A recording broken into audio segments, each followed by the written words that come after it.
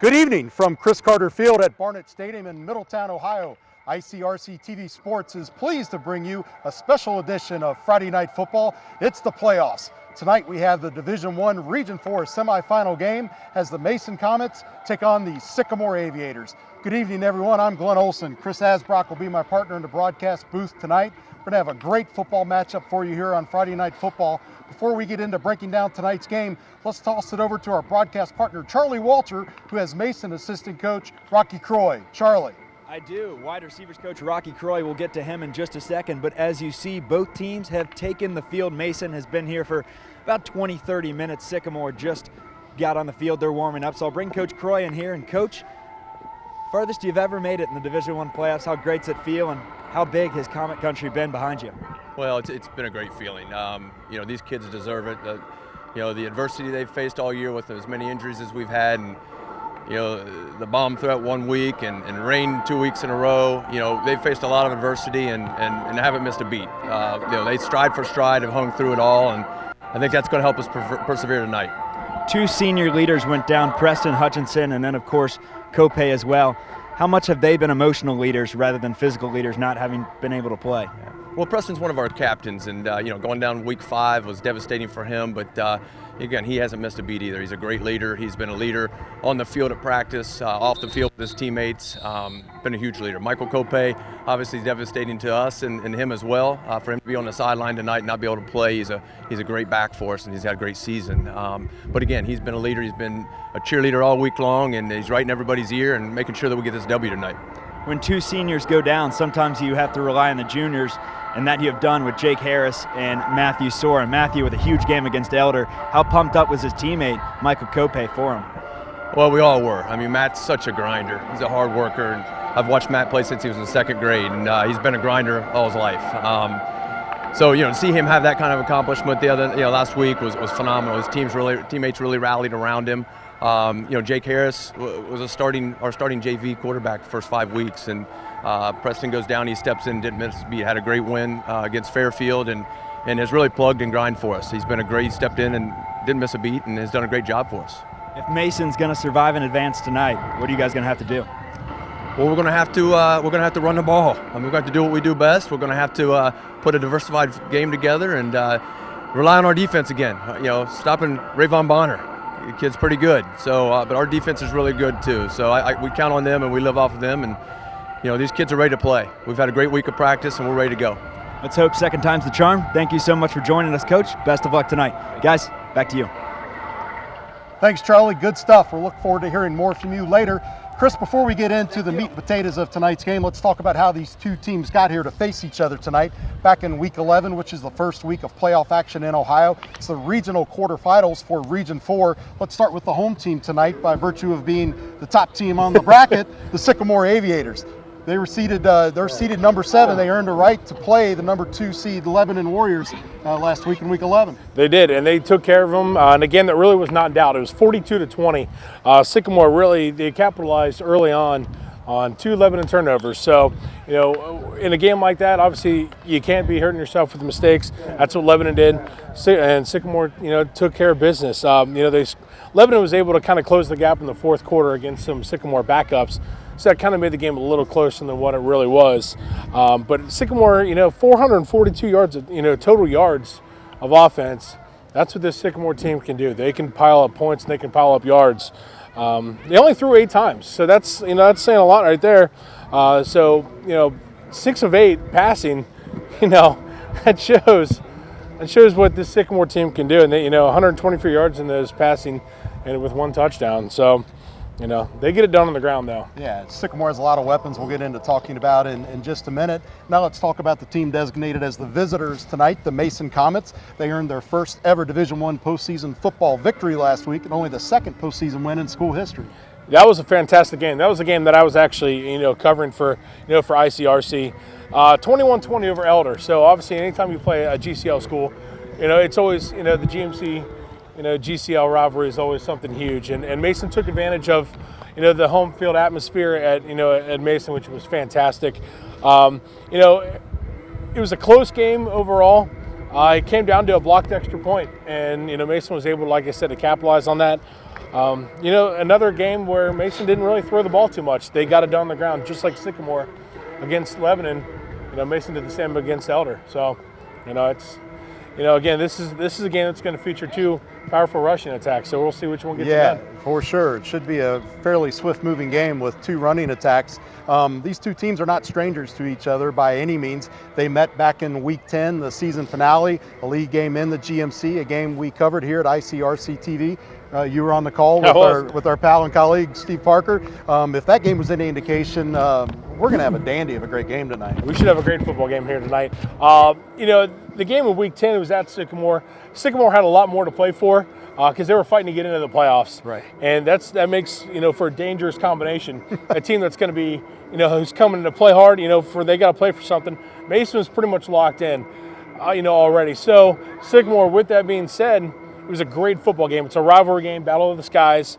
And again, Sycamore capitalized on Mason turnovers, that's been their MO so far. It's what good football teams do. And, you know, it was a 17-10 football game like we had discussed, with both teams getting it done on the ground. So, you know, it's, again, we're in for a good one if it was anything like it was, you know, last time. Yeah, I believe. I think it's going to be a classic matchup. And you can find that game as well as last week's Mason Elder game archived at ICRC-TV.com, as well as all the other events that we cover here at ICRC-TV earlier. And, you know, we like to say when we talk about the Sycamore Aviators, as Rayvon Bonner goes, the Aves go. What on Bonner? An incredible running back. That's basically the best way to put it. I mean, you know, in every game, you know, I've covered him twice so far this year. I know you've covered him once. You're going to see a professional running back, and I've said it, you know, in both games. I'm pretty sure. He committed to the University of Illinois. You know, obviously a Big Ten school. Sure. He's a very professional runner. If you watch him when he gets the ball, you know, when he hits that hole, you know, he's patient to let everything, you know, unravel for him to where he can get in and out. He's their main cog. I mean, he's, like you said, as he goes, so does Sycamore. So, you know, he led the GMC regular season, 1,690 yards rushing. Amazing. I mean, truly is. Yeah, he's a truly fantastic running back. Comes out of the backfield too. He can make. He's an all-you-can-do back. Is pretty much final what quarter. Is. Absolutely. Just three little fumbles fake on here. by Borman. He's got a receiver. He's got him deep. Oh, what an interception! Intercepted. Wow. It's like 0.01% of the times he fumbles the ball, so he's reliable. It's impressive. Very impressive. And will protect the rock. Might also see him lining up in special teams tonight if it gets to a point where Sycamore needs an explosive special teams play. Let's switch gears and talk about the Mason Comets now. A bit of a headache tonight for Sycamore's head coach, Scott Datillo, and his defensive coordinator, Jeff Dixon, also happens to wear number 21 like Rayvon Bonner. His name's Matt Sora. Hey, Matt Sora in the Battle of the 21s. That's my favorite number. That's what I wore, you know, in sports growing up. So I'm a little fond of that number. But, you know, again, another fantastic running back. Matt Sora, he carried the load for Mason last week. You know, he's part of that thunder and lightning combination that we've talked about. He had 38 rushes for 245 yards against Elder. That's saying something against right there. Elder, right? Yeah, in a playoff game. Right. So he can shoulder the load. He's just a fantastic running back. And he's another one that, you know, if he goes, so does Mason. So, you know, that's what Matt Sora can bring. He's a great leader, just a good kid overall, as well as say obviously the same with Rayvon Bonner, but you know, just a fantastic running back. Yeah, and we've got an injury situation for Mason we'll touch on in a minute, but for the Comets to succeed tonight, they're going to need a big night out of Matt Sora. Yeah, I believe. Definitely. So the Comets have had to overcome a lot of adversity this year. We've had a lot of weather issues in the first couple weeks of the season. Back the weekend of 9/11, we had a security issue at Mason that caused their game against Moeller to be delayed a couple weeks. But probably the biggest dose of adversity came late in the game against the Colerain Cardinals, when the player who was supposed to be the backup quarterback this season suddenly found himself on the field with the starters. Yeah, he's their main guy now. Preston Hutchinson goes down. I believe it was a broken thumb. I believe is what it was. Then it went to Jake Harris, the junior Jake Harris. Good running back, obviously not as experienced as Preston Hutchinson is. You know, it is what it is in a situation like that. You know, it's next man up mentality.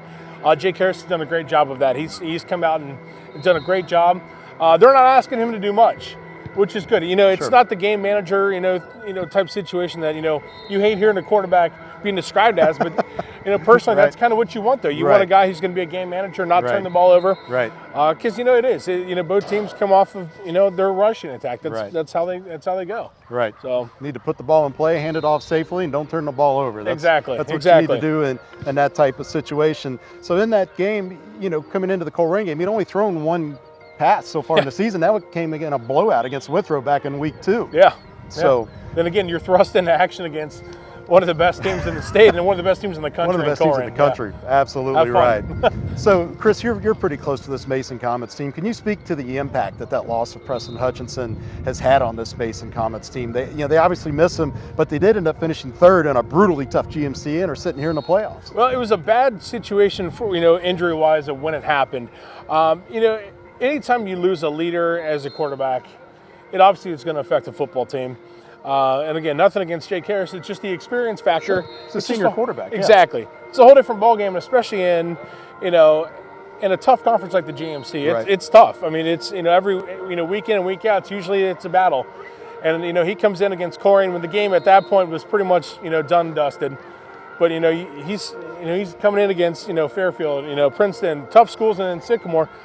They just need him to manage the game and not throw that turnover, not throw that interception or commit the big turnover.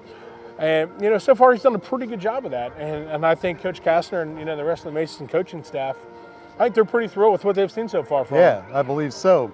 Well, despite the win last week against Elder and all the prestige that comes with that, the game was costly on the injury front for the Mason Comets, as Michael Kopegorotsky went out injured early in the second half and will in fact miss tonight's game. How do you see that impacting the Comets? Honestly, that's a big loss. That's a big loss because he was part of that Thunder and Lightning duo that Steve and I would always talk about during the games. It's another great running back that can help take the load off of Matt Sora. And now you're asking for Matt Sora to really carry the load. And in the post-game interview that I did last week with Matt, I asked him, hey, what did it feel like to carry the load in the game, with that magnitude? And it obviously it meant a lot for him, and he rose up to that. It's just how many times can you continue to ask a guy to step up in that type of situation? It's hard. It's hard for any team. It doesn't matter the level of football. Absolutely. Now let's talk about the home team tonight, the Sycamore Aviators. We pressed Coach Cotillo a couple times this week on any injury news on his team and kind of sidestepped the question, which most coaches are prone to do, so we certainly understand that and don't take offense to it. But if we do happen to see anybody notably missing out of the starting lineup or on the field in a given situation, we'll be sure to point that out to you.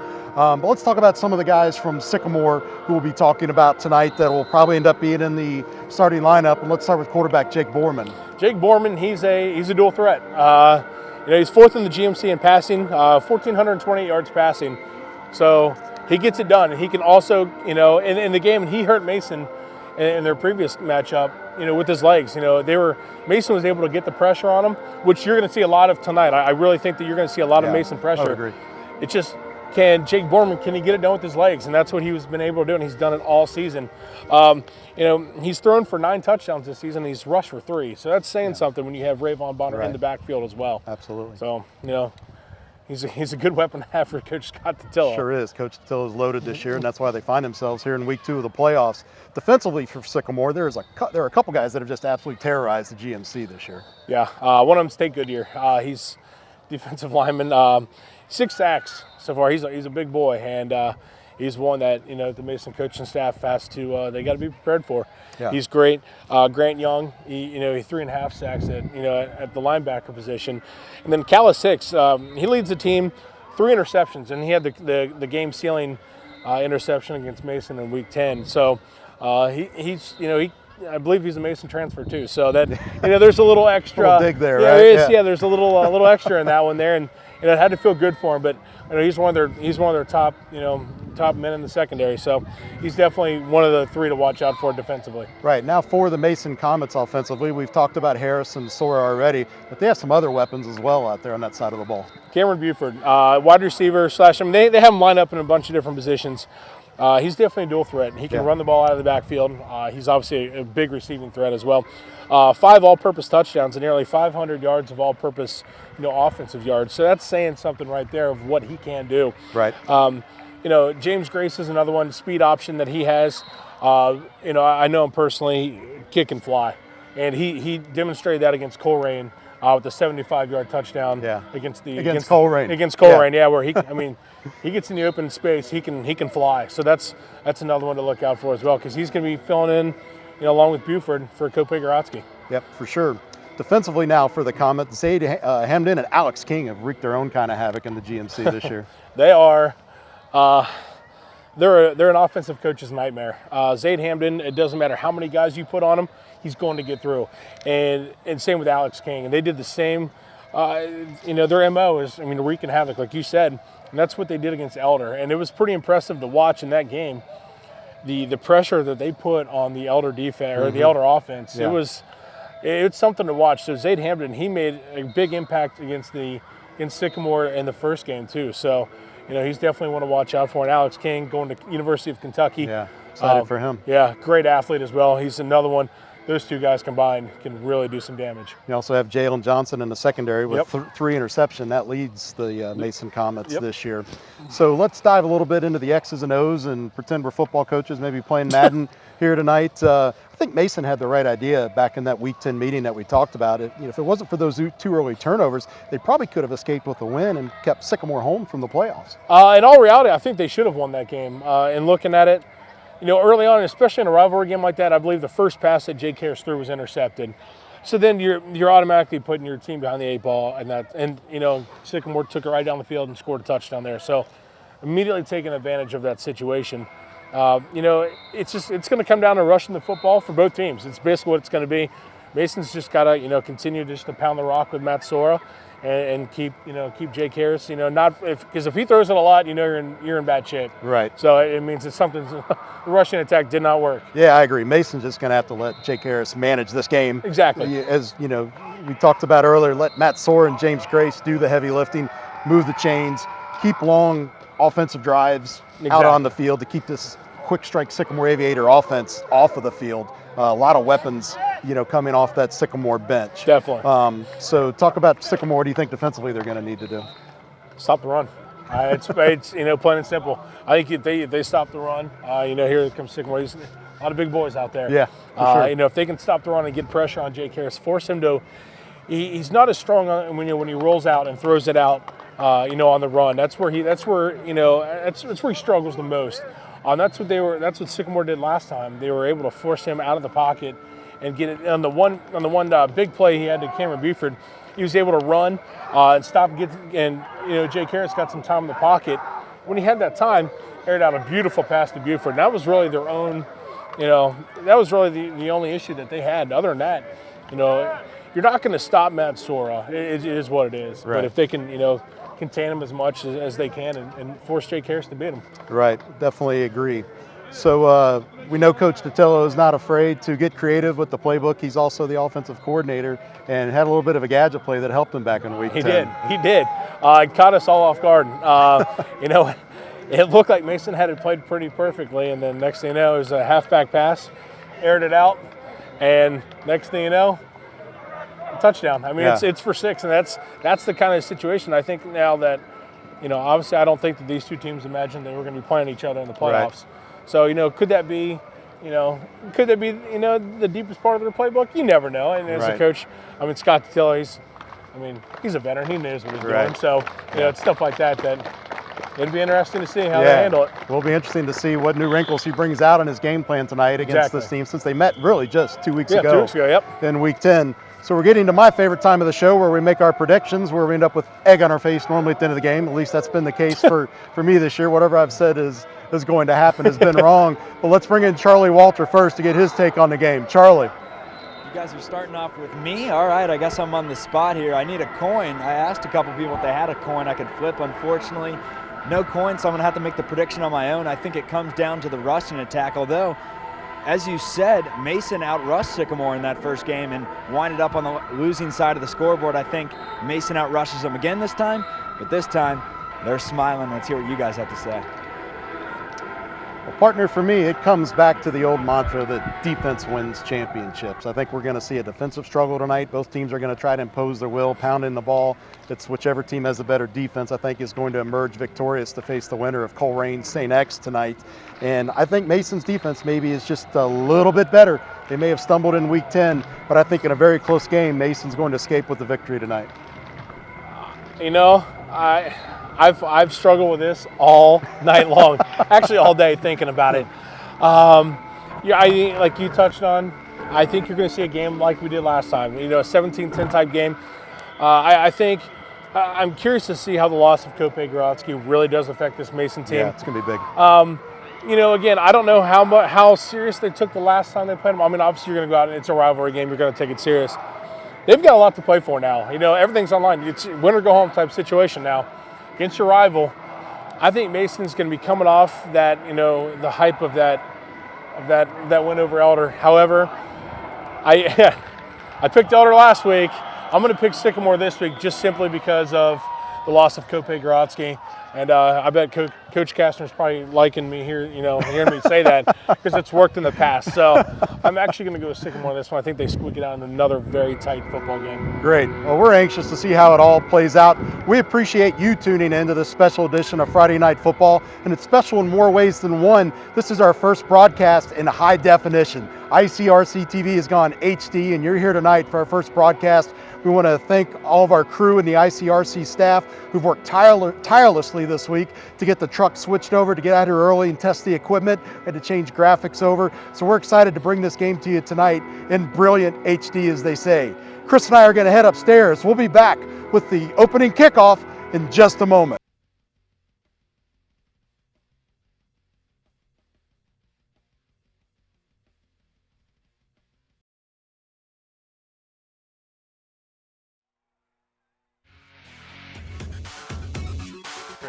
There's Dean, finally gets one on the inside. He's in. One guy that's got an angle on it, and he cuts back. That's Martin there in front of him. He's inside the 10.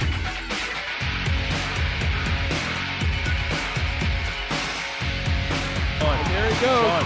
And that's a touchdown. 20, 15, 10, 5, touchdown Mason.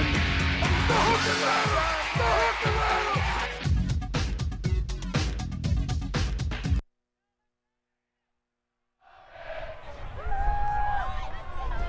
Welcome again to this ICRC-TV Sports playoff special edition of Friday Night Football. Let's throw it down to Charlie Walter, who has some late-breaking developments. Charlie.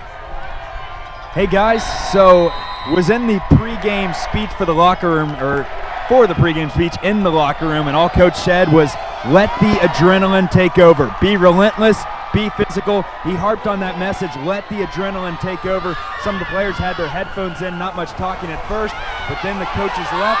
They left the meeting to the players. The players got fired up. You could hear them in that garage type going to nuts. Coach came in, said time to go to work, and then make them pull you off the field. And again, that message they were preaching, be relentless. So these guys pretty pumped up. Let's see how it plays out. Looking forward to checking in with you as this game progresses. And Chris, a great start for the Sycamore Aviators. Rayvon Bonner taking back just his 7th kickoff of the season. Great starting field position here for the Aviators. Well, he's the guy you want to have touch the ball, you know, at all times, and that's what they did there. So here we go. We're going to get it going. First offensive set. Right away, another dose of Rayvon Bonner is going to pile his way through the right side to pick up 3 yards. Bring up 2nd and 7 for the Aviators. It was a good kick by the Mason Special Teams unit, but Rayvon Bonner is just a force whenever he has the ball in his hands. We had a chance to follow him off the field after the pregame coin toss, and we both were just impressed how big he is. Yeah, he's a lot bigger. They've got him listed at 6 foot 206, and that's a thick 206. I'll tell you that. As Chris mentioned in our pregame show, he has committed to the University of Illinois, so I'm sure Lovie Smith is anxious to get a hold of him out there at the training table and in the weight room. But again, Rayvon Bonner bounces out to the left side. He'll move the chains for the Aviators. Good start to this offensive possession for Sycamore. Well, you know, if you look at Rayvon Bonner, when he touches the ball, he's so patient, and you know, when the it's just impressive to watch. It's really hard to to explain it. He does a great job of corralling that ball there on that pitch there, and he's a physical running back too, and he will make you feel it. Kadeem Falls split to the bottom of your screen. Jonathan Malik to the top, but it doesn't matter because Rayvon Bonner gets the call again. He's going to be brought down on an ankle tacker by, guess who? Zaid Hamden. Glenn, we talked about it in the pregame. Zaid Hamden's going to be one of those guys who's going to create a lot of havoc in in this game, and he's getting his presence known immediately there on that tackle as he blew through that offensive line of Sycamore. It's going to be interesting to watch how Hamden, King, Saganic up front are going to handle Rayvon Bonner. Gain of a yard on that last play sets up 2nd and 9 now for the A's. 2 receivers split to the top of your screen. Bonner's going to kick it out to the right side. He's got a hole, and he's going to be brought down inside the 40-yard line. Another Sycamore Aviator first down. Well, he's touched the ball every single play so far. Now, again, like I touched on, here in this replay, he's such a patient runner. Look how he just lets everything, set up, and he just hits that hole with some authority. And again, he's a tough running back to bring down. So that right there is showing, what their game plan is. It's all Rayvon all the time. Not even an attempt at a stiff arm. He says, go ahead, try to bring me down. Borman's going to go to the air. Great protection. Receiver one-on-one. Oh. Nearly intercepted down inside the 5-yard line. Tyree Mizell with the coverage. He was throwing it right, kind of right down there in that corner. Is a beautiful throw by Jake Borman. And Tyree Mizell, I kind of prematurely called an interception on that one, but he had a great possession on that play, and just unfortunately, Kadeem Fall was able to do a great job of breaking up that interception, or what could have been an interception. Yeah, very good pass protection early on, as we mentioned, for the Aviators. I don't think that's going to be the last time we see Borman go to the air tonight. He's completed 75 passes on the year on 129 tries, just over 1,400 yards. Option pitch. It's going to be Rayvon Bonner. Stiff arm that time. A flag's going to come in, though. Yeah, it's going to be a hold. Just inside the 30-yard line, thrown by our linesman here on the Sycamore sideline. Looks like they're going to get Jonathan Malik, I believe, on the outside there on the hold. Let's confirm it. Number 13 on the offense. Oh, no, they got Kadeem Fall. Kadeem Fall on the hold on the outside. Michael Condon is our lead official tonight, signed by the OHSAA. He's joined by Kevin Jennings at umpire, Cherry Webb, the linesman. Line judge is Eric Thompson, and the back judge is James Leonard. Very prestigious assignment to get a playoff nod here in the OHSAA. Yeah, it shows you got a good crew, So it's going to get Sycamore a little bit off schedule. It's going to bring up 2nd and 11.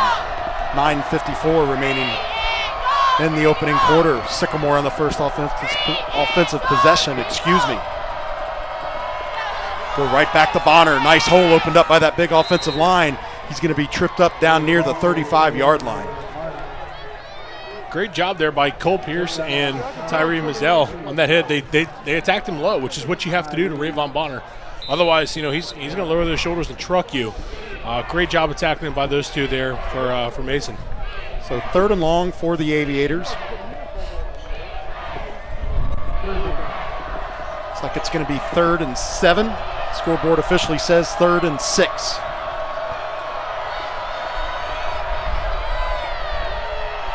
Borman on another option pitch to Bonner. He's got room and he's got blocking on the right side. First down and more. Rayvon Bonner gets inside the 25-yard lines. First down for the Aviators.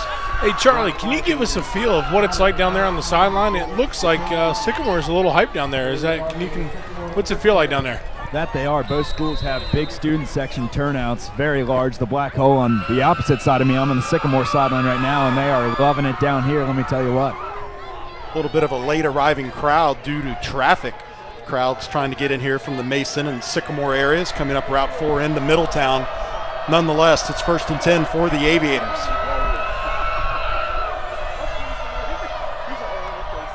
Borman to Bonner. We're going to have a dime for every time we say that tonight. We're going to retire and head to Florida, Chris. I'm leaving right now. I know it's going to happen. No. You're going to be doing this one alone, my friend. Bonner's going to get the Aviators inside the 20. It's going to set up a 2nd and 4, approaching 8:15. I was going to say, Glenn, this drive is kind of playing out exactly how we thought it would. Yeah, we got a Sycamore Aviator on the ground here. He's hurt. Let's see who it is. Oh, you know what? It could be. I don't see number 21 in the huddle. I don't either.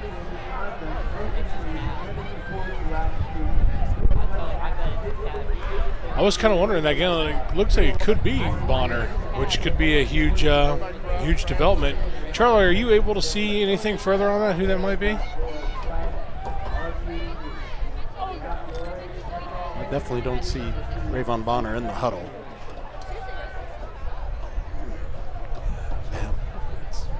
It is Rayvon Bonner. His helmet coming off as he's being tended to by the Sycamore training staff.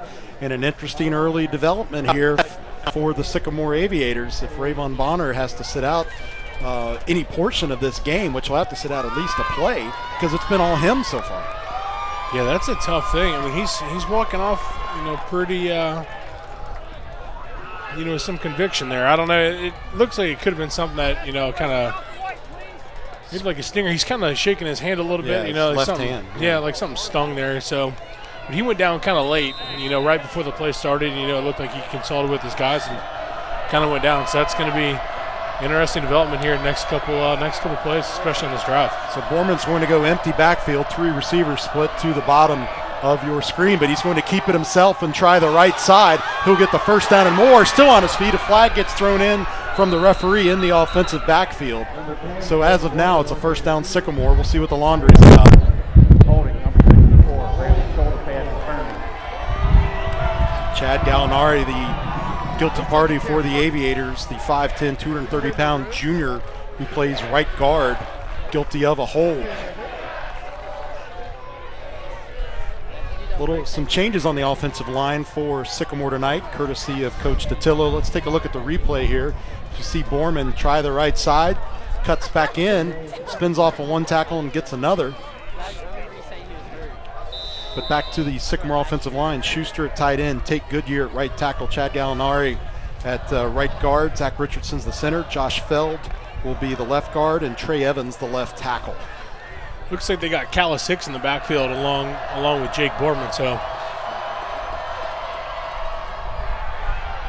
one thing about Sycamore, they are loaded with playmakers, but the Mason faithful comes to life after a very short gain, maybe a yard, possibly 2 for the Aviators.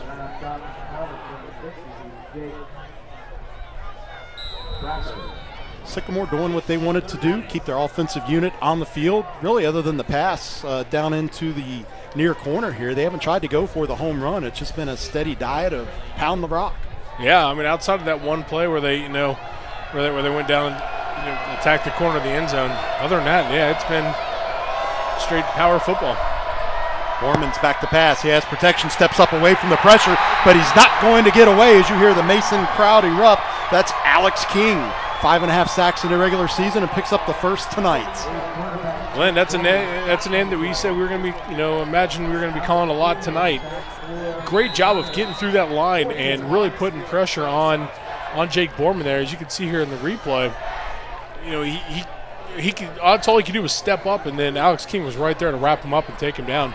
Huge stop there on third down. Now we got a 4th and 8. So yeah. Remember, Borman's their punter as well, so you could see something. It'd be kind of awkward from this distance, but you could see something different here. A little bit of shifting. Nope, Borman's going to pass. He's going to go for the end zone. He's got an open receiver.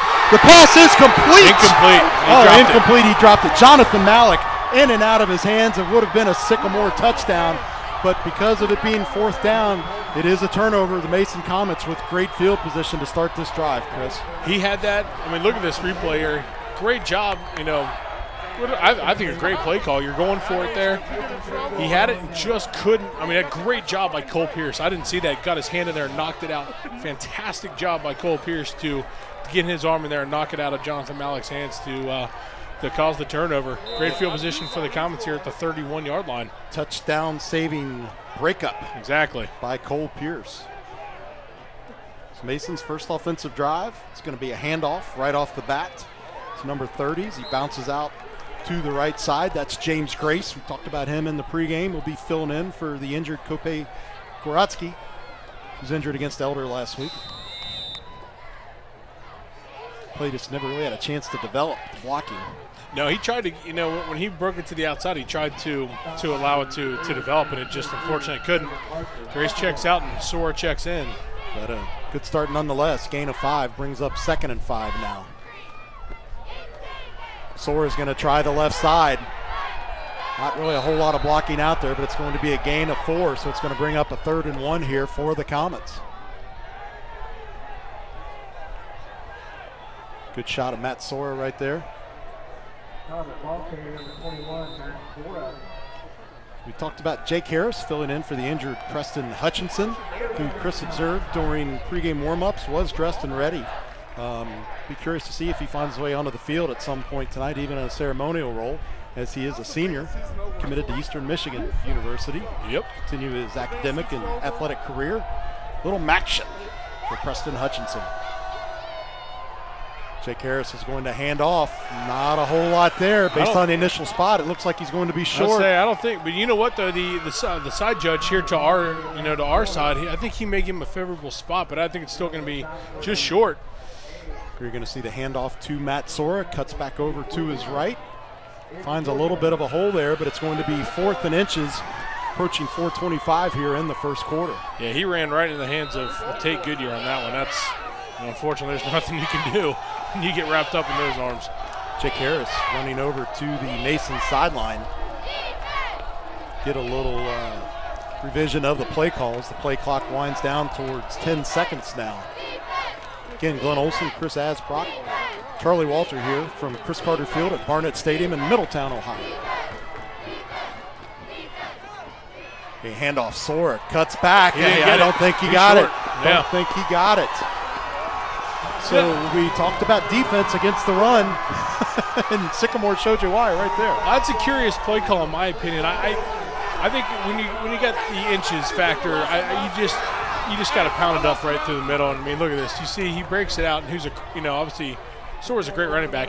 There's just an overload of Sycamore defenders who they do a great job of pursuit, and that's exactly what happened in this situation.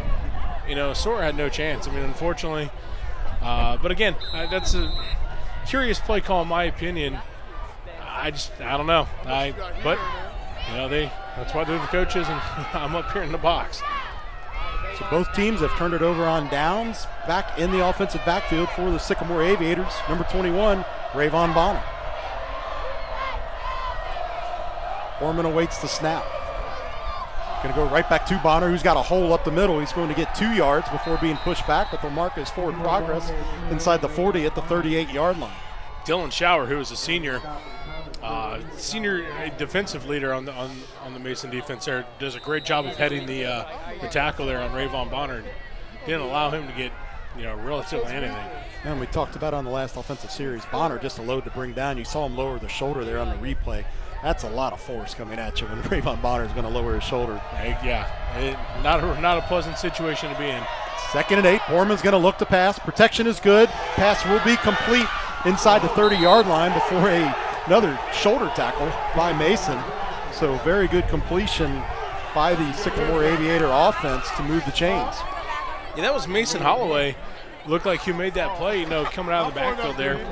Or not out of the backfield, but, coming out in the flat, making the catch. And Tyree Mazzell drops the shoulder and lowers the boom. Myron Williams was the receiver. Fresh set of downs for the Aviators. Borman's going to keep it himself. Cuts back, straddles a defender, and is going to work his way inside the 15. That's going to be another Mason first down. Or Sycamore first down, excuse me. Ball will be spotted at the 19-yard line. Nifty piece of running here by Borman, Chris. Yeah, he's shifty. Yeah, it's basically all you can say. Quick snap. Ball will be advanced to the 10-yard line. Again, Jake Borman trying to take off some of that pressure from Rayvon Bonner, who went out on the last offensive drive with some type of minor injury. So we've seen more Borman than Bonner on this drive so far. Well, Glenn, we touched on in the pregame how much of a dual threat Jake Borman is, and that's what he's doing right here. He's doing a good job of, like you just stated, taking the load off of Rayvon Bonner already. As we're approaching 2 minutes left in this first quarter. Gain of 4 brings up 2nd and 6 for the Sycamore offense. Right back to Bonner though. He's got a head of steam. Touchdown, Rayvon Bonner. Wow. Well, that's what we expected, for the most of this game. does a great job. Once he hits the hole, he's untouched until he gets to about the 2-yard line. And, I mean, that was a grab at a belt. Yeah, that's all it was. I mean, there's nothing the Mason defense can do on that one. That's just fantastic blocking, fantastic execution there by Sycamore. And they're taking the lead now early on. Rayvon Bonner sprinted right back over to the Sycamore sideline to celebrate with his teammates. There's a lot of energy on that Sycamore sideline tonight already. Jacob Hasselbeck in for the point after try, but it's going to be blown dead by the officials. There's a flag inside the 5-yard line to the bottom of your screen. See what Michael Condon and his crew have to say.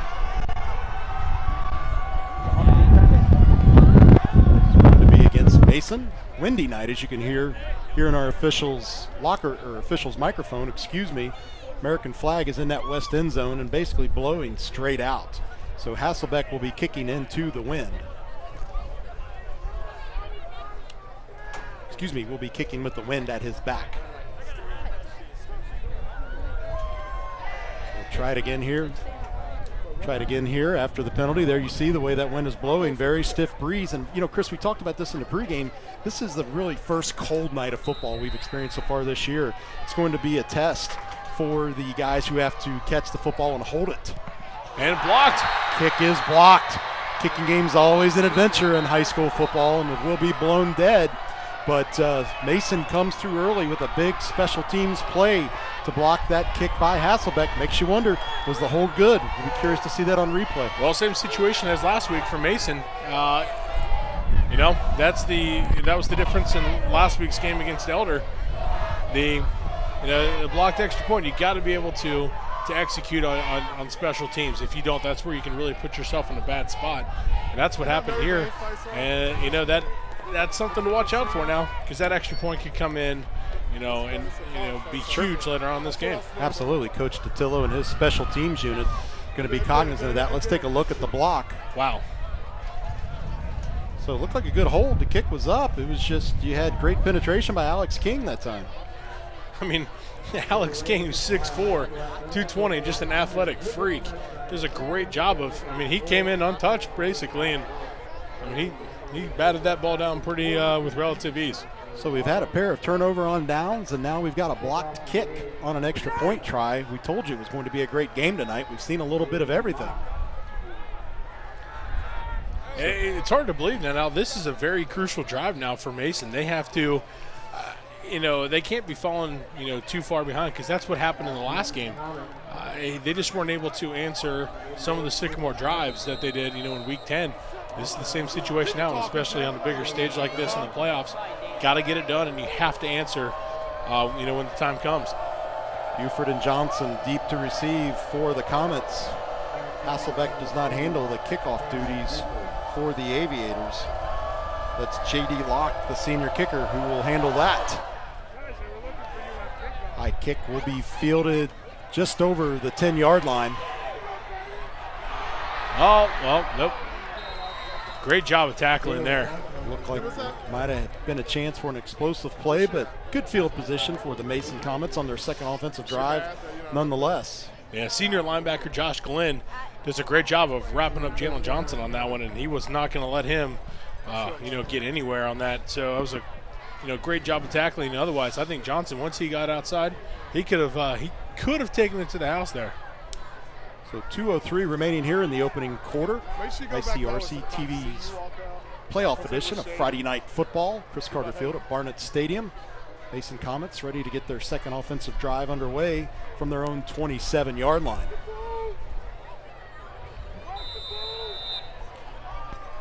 See what Coach Castor and his coaching staff has in store for us on this drive. A little bit of razzle-dazzle. And Jake Harris is going to be brought down inside the 20-yard line. That's going to be a loss of 7. Mason going the wrong way early on this drive, partner. Well, Grant Young, he comes in and makes the tackle, or the sack, I should say. He was a force to be reckoned with the last time these two teams played, and he's all over the place. He does a great job. His instincts are very good. Sometimes it seems like he relies on his athleticism a lot and puts himself in a really good spot to make these plays, and that's what happened there. He exploded through and took Jake Harris down. So loss of 7, 2nd and 17. The Comets behind the chains early. Going to go back to Matt Sora, who's going to be hit in the backfield immediately. This is going to be third and a cab ride for this Comets offense. Yeah, you're putting yourself behind the 8 ball early on here. Sycamore's hyped, and you can see.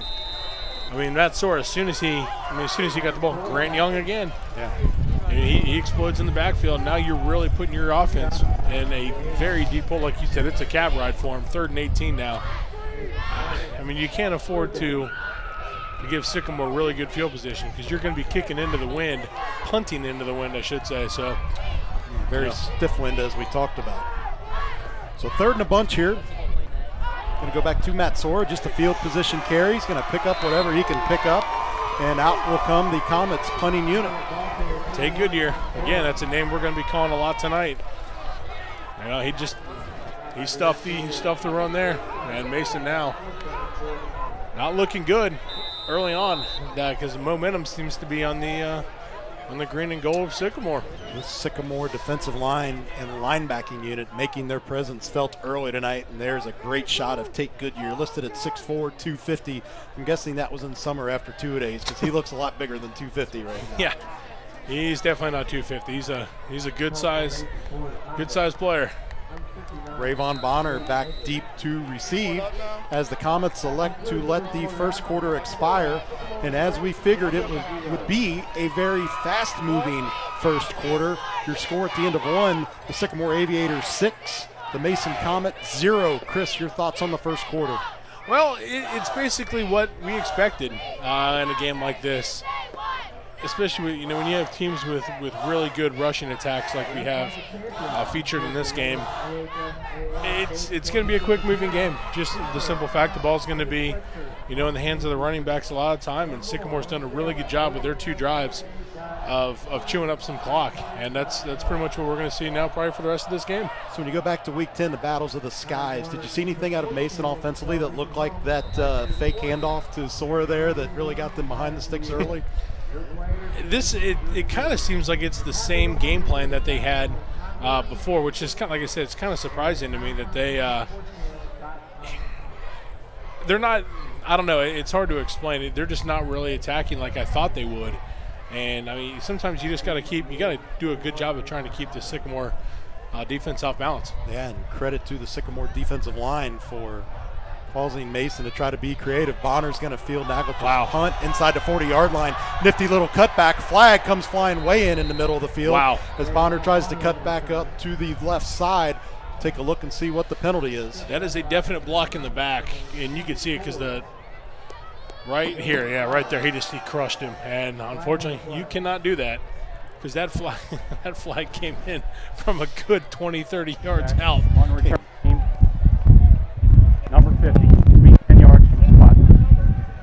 Flag came flying in, almost at our eye level up here in the booth, and we're at basically the last row of bleachers here at Barnitz Stadium on the home side. There was some conviction on that throw. And our hosts here at Middletown have been great, but I'll tell you what, if we're ever under nuclear attack, I want to be in this press box because this thing is built like a battleship. It is solid steel inside this press box. Inside of a submarine, it's impressive. Might be lead walls. But a beautiful facility. They've been very hospitable to our production crews. They got out here early today to set up, and as we talked about, this is our first HD broadcast for ICRC-TV. So a lot of work that our technical team had to accomplish this week in order to bring you this playoff game in beautiful high def. And we do definitely want to thank our ICRC communities for making that possible. It's been a long time coming, and we've been waiting anxiously for that to happen, but we couldn't do it without the support of our ICRC communities. Yeah, so we thank you all. Much appreciated. So Sycamore got their offensive drive underway. It's going to set up a 2nd and 7. We're approaching 11:10 or so here in the second quarter. It's going to be an option pitch to Bonner. It's going to be forced out of bounds, not tackled, forced out of bounds. They're having a hard time bringing him down, as we've talked about, Chris. Yeah, once he gets to that outside, you're going to struggle to bring him down. It's going to be pretty much a lot of the shoulder tackles that we've seen so far. That's what you're going to see a lot of. That option pitch just almost isn't fair. When you've got the weapons that Sycamore has. The Mason defense, they don't know which way to go, it seems. Yeah, it's hard. I mean, Sycamore's doing a really good job of keeping them off balance. This is exactly what they did, in the first time these two teams met. But you got to give credit to Mason's defense, who's doing a really good job of really keeping, that was a good run, but they're doing a good job of keeping Sycamore really, sustained as much as they can with the weapons that they do have. Rayvon Bonner is going to cross into Mason Comet territory as he's brought down at the 49-yard line. Just such patience. I know we've used every platitude we can think of to describe this athlete in the games we've covered this year, but he's got great vision. He's a very smart runner, can find holes, good instincts on when to cut back. University of Illinois is getting a good one in Rayvon Bonner for sure. Yeah, I've said it numerous times. He's a professional running back. So second and manageable. Borman's going to keep it himself, tries to cut back, but he's going to be stood up by the Mason defense. Alex King there to finish it off, but a couple of his teammates led the way early. Toss it down to our sideline reporter, Charlie Walter. Charlie. Sideline, the defense comes over. The coach loves what he said so far. He says, keep doing what, keep it up. And everyone on the sideline seems to agree. A lot of positive energy over on the Aviators bench. Yeah, not a lot of movement over on that Mason sideline right now, Chris. And early check in on the body language of the Comets. A lot more energy, it appears, for the guys in green and yellow tonight. Borman keeps it himself and tries to cut back, but there's that defense again. Alex King had a little bit of extracurricular activity there with one of the Mason defensive linemen, it looked like. Yeah, even on that play there, you could see, just the difference of the sidelines, like you were just talking about, Glenn. Mason's not as animated. They're not as excited into it. It's cold, but, come on now. It's second round of the playoffs. You got to be a little jazzed up there, and it's not quite what you're seeing. Yeah, I did mean to say a Sycamore offensive lineman, as Alex King does play for the Mason defense. Brings up a punting situation here. Borman with the quick snap and a good kick off of a quick snap. It's going to take an Aviator bounce inside the 20-yard line and pin Mason back a little bit with 9:01 remaining in the second quarter. Good change of field position by the Aviators. Yeah, that's, in a game like this, field position is going to mean a lot. And, flipping the field like they did now to, giving Mason now, they've got to go 86 yards now just to get a score. So that's, that's asking a lot for an offense that has not done really anything. Yeah. They've done absolutely nothing so far in this first quarter and 3 minutes. Yeah, I agree with you totally, Chris. That last offensive drive was not one that you want to keep for the record books or for posterity's sake, other than as a learning experience, I would think. Exactly. So, sure, Coach Kastner and his group will get the Comets coached up, but here we go, Mason's next offensive drive. It's going to be James Grace, brought down in the backfield, and once again, Sycamore's going to be behind the chains, or Mason's going to be behind the chains early, Chris. Yeah, this is now, and looking at it, this is the exact situation that I was kind of curious about, the fact that there's no Michael Kope-Grotsky. He would be in this kind of situation going back and forth with Matt Sora. And you can see they're not giving the ball to Sora as much as we would expect, especially in a game like this, but, trying to take the load off of him as much as they can. And, unfortunately, they got to get something going here. Otherwise, it's going to be a long night for the Comets. Yeah, the Comets we knew were going to miss Kope-Grotsky 6 yards per attempt. Oh, not another play that just looked doomed from the get-go. Harris faked the handoff, tried to roll out to his right, and there was the Sycamore defense to bring that play to a quick stop. I believe that was Edward's son. Grant Young, actually, Grant Young, so it was. Yeah, that's a yeah. name that I saw from here. I just saw he read that play perfect and exploded through there. And again, he's done just a fantastic job of wreaking havoc on this Mason offense. Yeah. Mason seems a little bit shocked offensively, shell-shocked offensively right now. It's 3rd and 20. And unless they're able to get a big gainer here, they could once again be giving this ball back to the Aviators. Yeah, and this is where the flipping of the field position was crucial there for Sycamore. In the shadow of their own end zone, it's going to be a handoff up the middle, but nowhere near enough for the first down, as the ball is going to be advanced out to the 14-yard line. So back to the original line of scrimmage for the Comets, and a 4th and a bunch. Here come the punters. Even on a shovel pass like that, just to try and alleviate some pressure, still couldn't get really anything going. So big stakes on the line tonight. The winner obviously will go on to the regional final next week against the winner of Coleraine and St. X. But whoever wins this game tonight, it's going to be the deepest they've ever gone in the postseason. Yeah, a lot on the line for both teams, especially in a rivalry game like this. You never want to have that team that goes down. So bound to be some GMC. Well, not a good punt at all, but it's going to be fielded inside the 50-yard line. Whew. That's a bang-bang play if there ever was one, huh? That's Callis Hicks.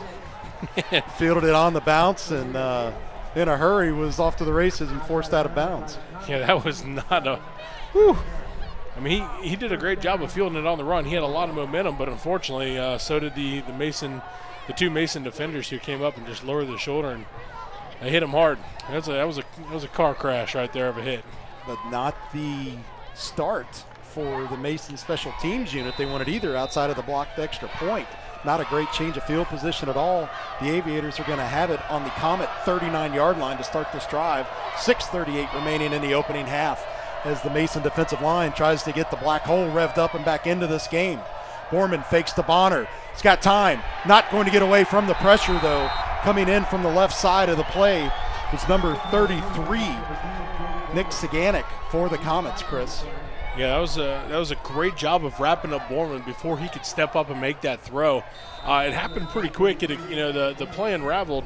As you can see here on the replay, as soon as Borman dropped back, he goes to step up, and you could see Saganek right there, and he kept Borman, from stepping up and making that throw. Looks like Josh Feld may have lost his block there, and that enabled Saganek to get back to Borman. So some adversity here. Loss of 8 for the Aviators. 2nd and 18, under 6 minutes to go now in the opening half. Going to go back to old reliable Rayvon Bonner, but Mason was ready for it. It's going to be a gain of just 1, so 3rd and a bunch, and now the Aviators find themselves behind the sticks. Let's toss it down to Charlie Walter. Charlie. Sideline, the defense came off after that last series, after the sack, and they all came off and saying they don't know what else to run. Mason doesn't know what else to run. They have no other plays to run against us. So a lot of positivity right now on this sideline. They like their chances thus far. Let's see what Coach Totillo has up his sleeve to try to convert this 3rd and 17 for the Aviators as they try to keep this drive alive. Borman back to pass, rolls away from the pressure. There's going to be a flag come in on the offensive line. His intended receiver was held up, or maybe some miscommunication, but nonetheless, 3rd and long does not result in a conversion, and I think it's going to be a holding penalty to boot, Chris. That's exactly what it was there on that. He was coming through the line. Coming through the line with the hold, so a little bit of a desperation hold there that Sycamore could not afford. We'll be curious if Mason will decline this or go ahead and take it and let him replay the down, and they do indeed decide to decline it in some colorful language picked up on our crowd mic there by the Sycamore student section. Great placement of our crowd mic right in front of the student section, so apologize for the sensitive ears at home. It's life in football, guys. Don't know what to tell you. Yeah, that's how it is. How's that for handling things delicately? I know, yeah, there you go. Kids these days. 4th and a bunch now. The Aviators in punt formation. Jake Borman out the punt.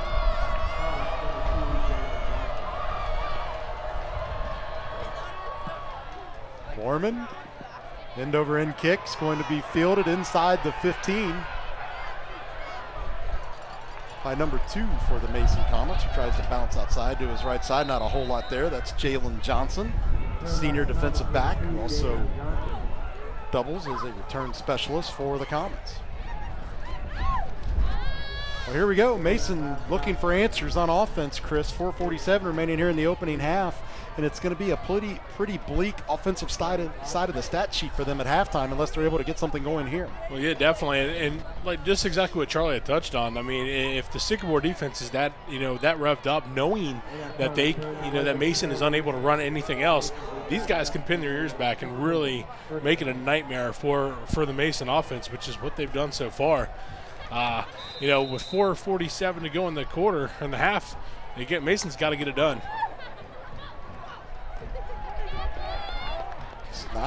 The sledding is not easy out there, I think is the best way to put it. Everything Mason's trying to do up the middle, get out onto the edges, just not working. The Sycamore defense really came to play tonight, to say the least. Yeah, this is where it looks like and you don't want to make excuses obviously for either team. This looks like this is where the injuries to Kope Grotsky and Preston Hutchison kind of are kicking in now, because Mason just seems to be kind of lost offensively right now. Well, we knew it was going to be a big loss, but here's Harris rolling out to his right side, and just a quick little dump off. It's only going to pick up about 3 yards. Puzzling decision there in my mind. He had another receiver who was in one-on-one coverage. Throw it to your guy and let him make a play. Yeah, he had Cameron Buford coming across, but he decided to go with Trey Knapp on that one, and it was a bad throw. And this is where, I talked about.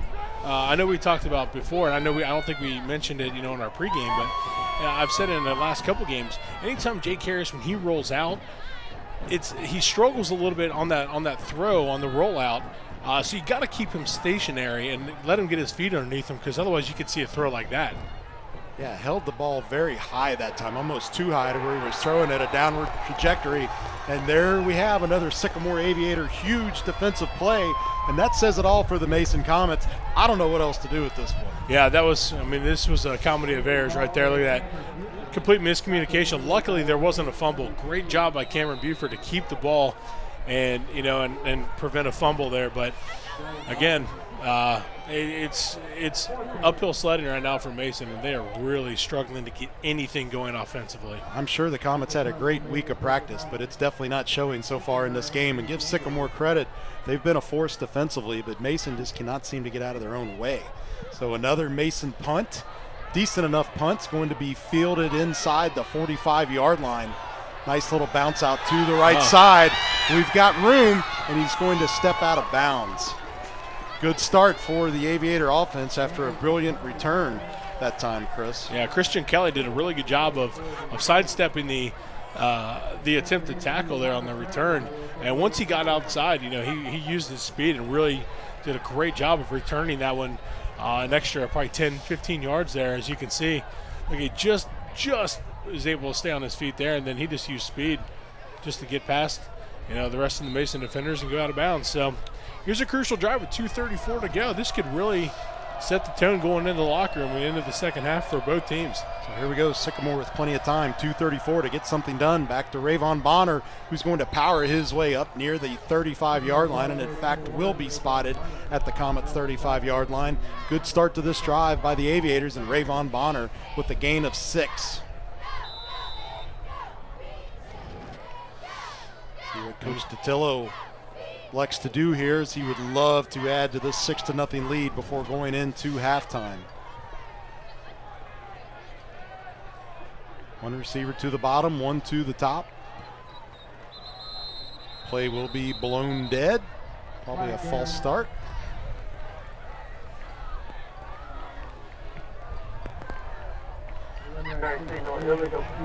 Dead ball, false start by the offense, 5 yards, still second down. So Bonner gets 6. They'll give 5 back on the false start penalty. Bring up 2nd and 9 after they had 2nd and 4. 1:59 remaining here. Plenty of time for this Aviator offense. Sure you stick around at the end of the half. Our sideline reporter Charlie Walter will have Mason head coach Brian Kastner with his thoughts on the first half. Back to live action. O'Borman steps away from pressure, lets one go. Had an intended receiver down the right side in Jonathan Malik, but it sails out of bounds. So the clock will stop at 1:41, but 3rd and long here for the Aviators. Yeah, that was a great job of throwing that ball to where only Jonathan Malik could get it. He really had no chance there. He was under pressure. He just stepped back and threw off his back foot. And, great arm strength there by Borman to get that out of bounds to where, again, only his guy could get it. And, nothing really lost there on that one. It is 3rd down, 3rd and long. But, but a good job overall by Jake Borman there to keep it out of the Mason defender's hands. Great camera work. You saw the trajectory of that ball coming in the whole time on the replay. Borman with a dump off across the middle, complete, and that will be a 1st down for the Aviators. Brilliant play by Borman. Good heads-up awareness to get the 1st down. Yeah, Myron Williams on there. he did a great job of kind of disguising himself coming out of the backfield, and boom, nobody around him, and he was the one who made the game-winning touchdown catch last time these two teams faced each other, and he making himself known early on again. Borman's going to keep it. He's going to be stopped right at the line of scrimmage, though, for a small gain, if any. That's Dylan Shower there to make the stop for Mason. Yeah, Dylan Shower, like I said, he's the defensive leader for this Mason team. As a senior linebacker, great job of wrapping him up and bringing him down. 6 foot, 210-pound senior. Second and long now for the Aviators. Borman looks to pass. He's got two receivers open to his left, and that will be complete to bring up a third and manageable. Tyron Whaley on the coverage there. I think if he would have, it was a great job by Christian Kelly to cut that route off, quick. Because I think Tyron Whaley, if he got there, he closed quick. If he broke just a split second sooner, he could have, it could have been a pick six. That's how quickly he was able to catch up on that ball. Do have a timeout on the field. Teams will huddle up and talk things over as we have just 48 seconds remaining here in the first half. Christian Kelly, who caught that last ball, has not been a target used very much by this Aviator offense in the regular season. 4 receptions for 44 yards, no touchdowns, along of 13. But that was key there to get Sycamore out of a second and long and into a third and manageable situation here, Chris, as they try to get points before the half expires. Yeah, this is like I said, this is a crucial drive for both teams. If Mason, they've got to do a good job of holding them basically to nothing. A field goal would be good enough to obviously where you can really keep them down, but a touchdown here could be really that could be a crucial dagger early on in this game. 3rd and 6 again for the Aviators, trying to keep this drive alive with points before the half. Borman under pressure, can't sidestep it, and that's going to be a huge sack by the Masons defense's Dylan Shower. Big play when the Comets needed it most, Chris. Great job on the delayed blitz is what that looked like, because he came in, he was untouched. Borman, he looked up and saw Shower try to sidestep, and there's nothing he could do. He needed to take a much bigger sidestep than that by about 5 yards, I think. Exactly. I wonder if it looks like there's a difference of 3 seconds actually between the play clock, and I think Sycamore's just happy enough to let this go and take it into halftime. And up, we're going to get a timeout, though, a late timeout. Clock will stop with 8 seconds. Coach DeTillo. Real cute. Just when I was getting ready to. He could probably hear you up here. Well, we got the Sycamore staff close by, so I'm going to make this Chris guy look ridiculous up here in the booth. Well, I really think that Coach DeTillo obviously wants to get points, being this close into the Mason defensive territory going into halftime, and Mason did win the toss and defer, so Mason gets the ball coming out of halftime. Yeah. So I think Coach DeTillo really wants to get points here and make that Mason defense press even more than they have been, or Mason offense press more than they have thus far. Put the pressure on them to get points coming out of halftime. It is a really good point. Very good point there, Glenn. It's worth sometimes just heaving it up there and seeing what happens, and that could be a situation here because Borman's got a solid arm, and they've got the weapons to come down with it. But it'll be interesting to see how Mason looks like they're going to come out of prevent defense. And just kind of, you got trips to the bottom. Out to the bottom, I was going to say. So it looks, Now Mason's going to take a timeout, I think. And these last 2 timeouts are going to take longer than this first half's taken so far. Well, let's think about this. Think about this from Coach Kastner's situation. You don't like the look that you get with trips to the bottom, one to the top. Can't take them with you. Might as well burn it. Make sure you got the right personnel and the right defense on the field. Exactly. Play it smart. That's what you have to do. And like you said, great job of taking the time out and not non-Marvin Lewis clock management there by Kastner. Well done. You make me laugh, Chris. Hey, that's what I'm here awesome. For. That's awesome. You sound like me on Sunday on Twitter. Hey, when the Bengals are playing. It drives me nuts. And some of these coaches, they think that these timeouts are going to transfer to the second half, and they don't use them. At least we don't have red flags in the high school game, right? I can only imagine how that would be. That's a whole master's thesis right there. Here we go. Last play of the half. Sycamore's hoping. Borman's going to heave it deep. One-on-one coverage on the left side. But the referees are going to rule it an incomplete pass. Looked like Myron Williams may have gotten away with a push there on that one. He did a good job of establishing himself. Let's look here. No rush at all. Very little rush from Mason. Borman all the time in the world to wind up and let that one fly. There's a little bit of a push off there on Tyron Whaley there by Myron Williams. So, you know, it was a good job of the first half there by both, you know, by the Mason defense and the Sycamore offense and defense in this situation, because, you know, they did a really good job of really, you know, kind of minimizing what could have been for, you know, for both. So these teams will head to the locker room. 6 for Sycamore and 0 for Mason. Charlie Walter is down with Coach Kastner. We're trying to track down our cameraman. We're not gonna wait on our cameraman. Charlie Walter, Coach Kastner, go. 6-9.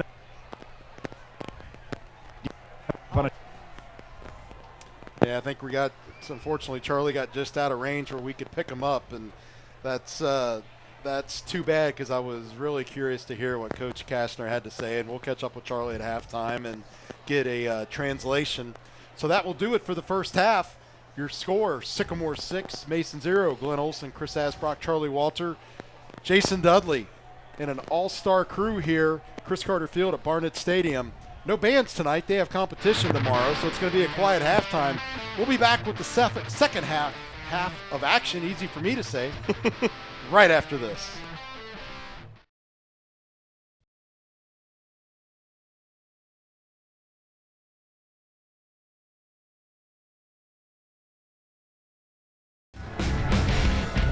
Welcome back.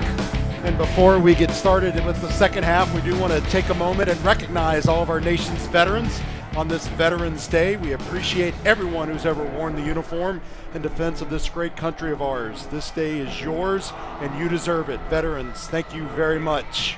Thank you. Definitely thank you. Let's toss it down to our sideline reporter, Charlie Walter, who had caught up with Coach Kastner before the half, but was out of microphone range. We're still trying to get Charlie into position as he wades through this massive Sycamore student section that has turned out here at Chris Carter Field, Barnitz Stadium in Middletown, Ohio. Chris, let's talk about the first half. Our score 6-0 in favor of the Aviators. They tried to do what they wanted to do and succeeded most of the time.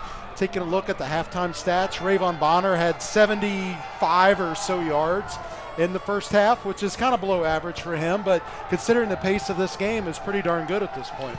Yeah, this is kind of what we were expecting from both teams, offensively. That is, you know, probably a little more low scoring than what you and I were expecting here out of this one. But you know, Rayvon Bonner, you know, we're going to be seeing a lot of him, you know, for the rest of this game, you know, just to kill that clock. But you know, overall, kind of what I was expecting, except for the Mason offense is just not what I was expecting at all. They're just not getting it done, and they really have to make some adjustments, you know, coming out of the locker room. And you know, that's one thing we'll touch on. You know, we'll have Charlie touch on with his interview with Coach Kastner, because I'm curious to see what he had to say, especially with the way everything's been going so far. Well, let's go ahead and toss it down to Charlie Walter to see what Coach Kastner had to say on his way into the locker room. Charlie. Hey guys, first of all, can I get this water? We have plenty of football. I caught up with Coach and said, Coach, what a stop that was on that last defensive drive. They had a short field. Sycamore did. Mason, of course, stopped. He said, not just on that drive is our defense playing fantastic. They are grinding right now. They are putting their butts on the line. They are playing very well. Is not doing much to compliment them at all. So he said some signs of life from his offense in the second half. And so far, we haven't seen any. The big question will be, where will they get their points from? Of course, special teams and defense has played well. So we'll see if it will be a factor at some point tonight, because, as we said, no life on the offensive side of the ball. Charlie, thanks for that update. And I believe between the mic cutting out, what he was trying to say was there's just no signs of life for that Mason offense. And looking at the halftime stats, just 15 net rushing yards in the first half for the Mason Comets. Yeah, it's not been pretty. If you're a Mason fan, you've got to be a little worried just from just the simple aspect that they just have not been able to get anything going. Like, we've all touched on it.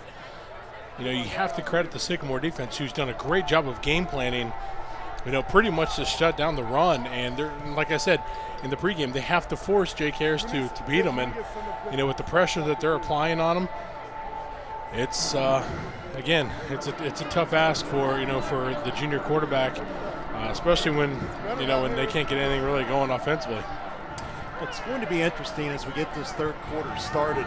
Sycamore has really made a lot of hay in the second quarter throughout the year, scoring 111 points in the second quarter, but not far behind in the third quarter, scoring 86. Whereas Mason, really kind of the same situation. They scored 90 points in the second quarter throughout the season, just 68 in the third. So the halftime chess match is going to be very interesting here. What has this Mason coaching staff been able to identify in the Sycamore defense that they can try to exploit and get their playmakers on the field and try to get back in this football game? Yeah, I think, the main thing that's going to be, for this Mason coaching staff is, defensively, it's obviously going to come down to stopping Rayvon Bonner or keeping him contained as much as he can, along with Jake Borman. All this onus comes on the Mason offensive coaching staff because they're the ones who have to get something going. Otherwise, if they can't, they're already behind the 8 ball now. Luckily, they're only a touchdown behind. But if they can't get anything going, unfortunately, it's going to be a long trip back to the high school after this game. Yeah. Winner of this one, unfortunately, is going to be going home and turning in equipment next week. Or the loser, the winner, will advance to face the winner of Coleraine and St. X. That's being played not far from here in Hamilton. We are in Middletown for tonight's game, in case you're tuning in late. We are at Chris Carter Field at Barnitz Stadium in Middletown, Ohio, a couple miles away from the campus of Middletown High School, but here right off of Route 4 in Butler County for this Division 1 Region 4 semifinal game.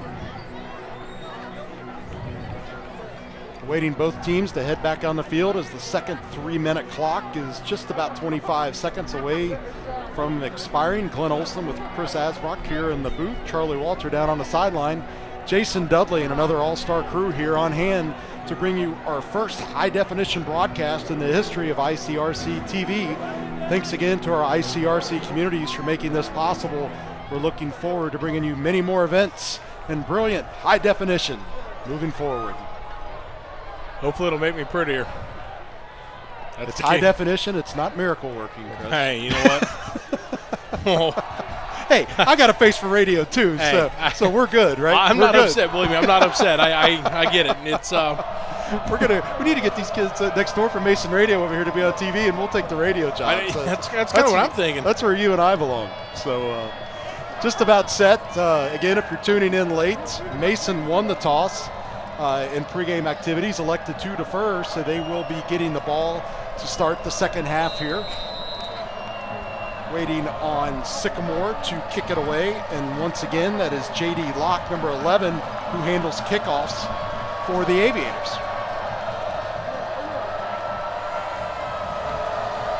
Assuming it's going to be Buford and Johnson deep. A little bit of a bouncing kick, slightly mishandled, but a good hole up the middle before being brought down at the 32-yard line, and Cameron Buford's going to give the Comets offense good field position to start here, Chris. Yeah, some of the best field position Mason's had all game so far. A great job because, ball took a funny hop on Buford. He was able to, pick it up, and he hit the hole really hard and really quick. So, puts Mason in pretty good field position now at the 33-yard line. Now it just comes down to, to what adjustments were made in the locker room here coming out now, because it's all on Mason's offense right now. Jake Harris makes a pre-snap adjustment and awaits the snap in the pistol. It's going to be a handoff to Matt Sora. Really a pedestrian night for Sora after the career night last week against Elder, Chris. Yeah, and this is where you have to give all credit to Sycamore's defense. They've already seen it happen once where Sora had a really good game against them last time. it's just come down to, they were game planning pretty much, to stop him. And, they've done a really good job of keeping him contained and not letting him beat him at all. So a gain of 2, 2nd and 8. Harris takes the snap, fakes the handoff. It's going to be a quick pass, has a receiver down the field, but it's going to overshoot his intended target, number 80, Cameron Buford. Elijah Hollis did a really good job of coming in and putting pressure on Jake Harris, who did not allow him really to be too comfortable on that throw. He came in and he put a good licking on Harris, as you can see here on the replay. Great play action, and Elijah Hollis did not bite at all, and he came in hot and forced a bad throw. Not really a bad throw, but just a hurried throw by Jake Harris there. Yeah, great camera work to catch that hit. I missed that as I was following the ball down the field, intended for Buford. So here we go, 3rd and long. Little dump off's going to be complete to Buford on the left side, who's got room. He's got blocking, gets free.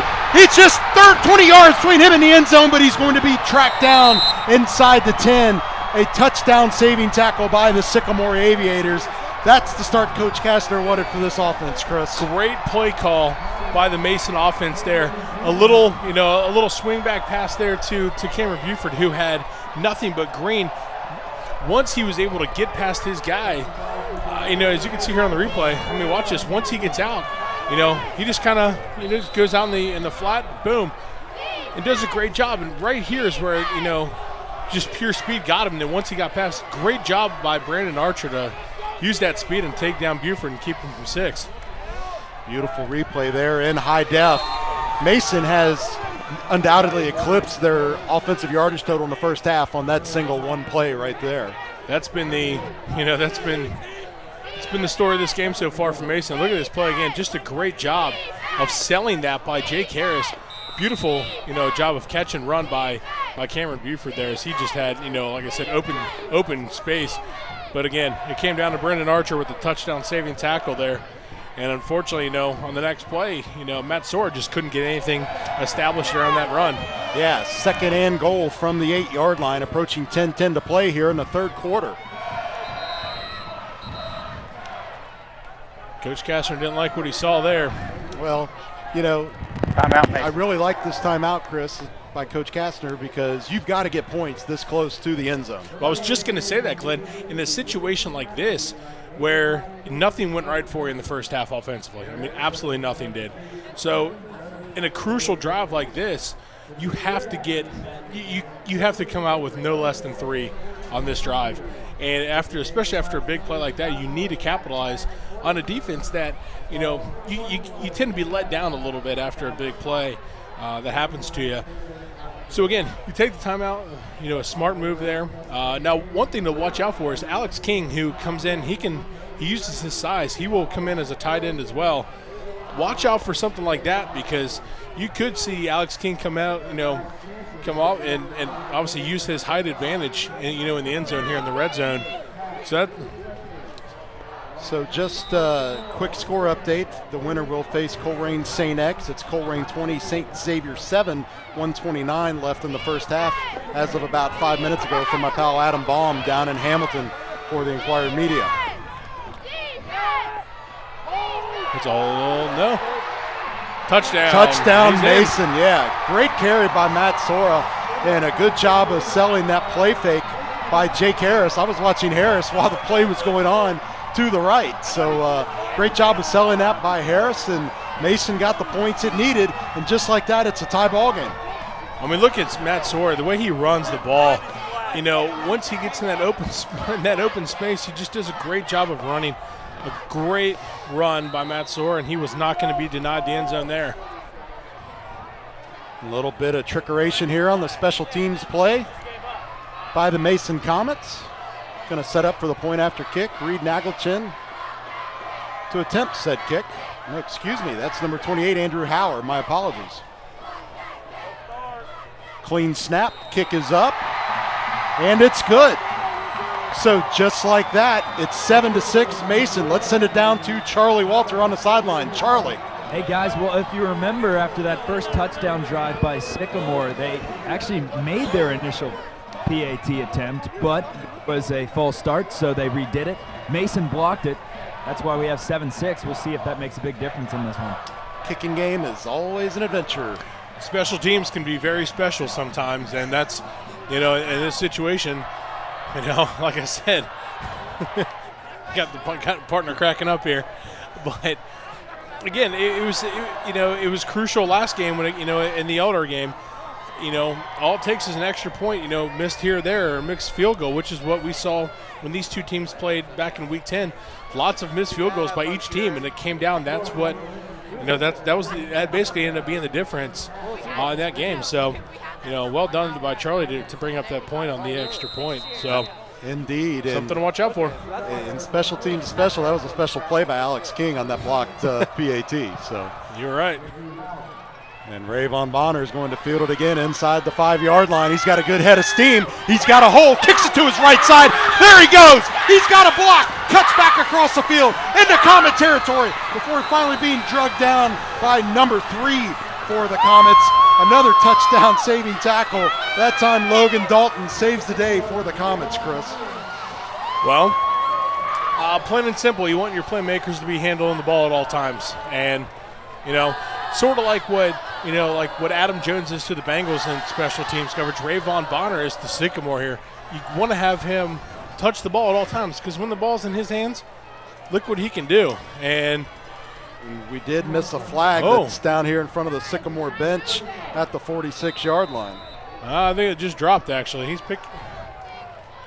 Yeah, because the football's not being marched backwards, so hopefully our line judge or side judge just dropped that inadvertently, hustling down the sideline, trying to keep up with Rayvon Bonner. And we talked about it in the pregame. If you're looking for explosive special teams play, give it to Rayvon Bonner. And he's been out there on every kickoff and punt return so far tonight, and he's going to get the carry again there. It's his offensive line plows a hole, and he bullies his way down to the 30-yard line. Well, I gotta give you all the credit there, partner, on that one, because you mentioned that in the pregame. He touches the ball when they need a big play. He touches the ball in special teams. And another thing, when you watch him carry the football, he doesn't fumble. He's very strong when that ball is in his arms. He had a couple Mason defenders tugging at it. It's going to be a quick swing pass out to the left, intended for Jonathan Malik. That's going to be off the mark.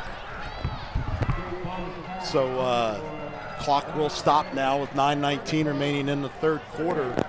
Sycamore with a manageable 3rd and 5 situation here. We'll see what Scott Natillo, head coach and offensive coordinator, elects to dial up for the Aviator offense. Early look is 2 receivers split to the top. Bonner, of course, will be in the backfield with Borman. Crucial 3rd down here for this Mason defense. After you get the touchdown drive, you don't want to give up anything big here. Definitely want to keep momentum. Option pitch to Bonner. It's going to get through one Mason defender, 1st down and more. So, Mr. Reliable, Rayvon Bonner, is going to move the chains for the Aviators.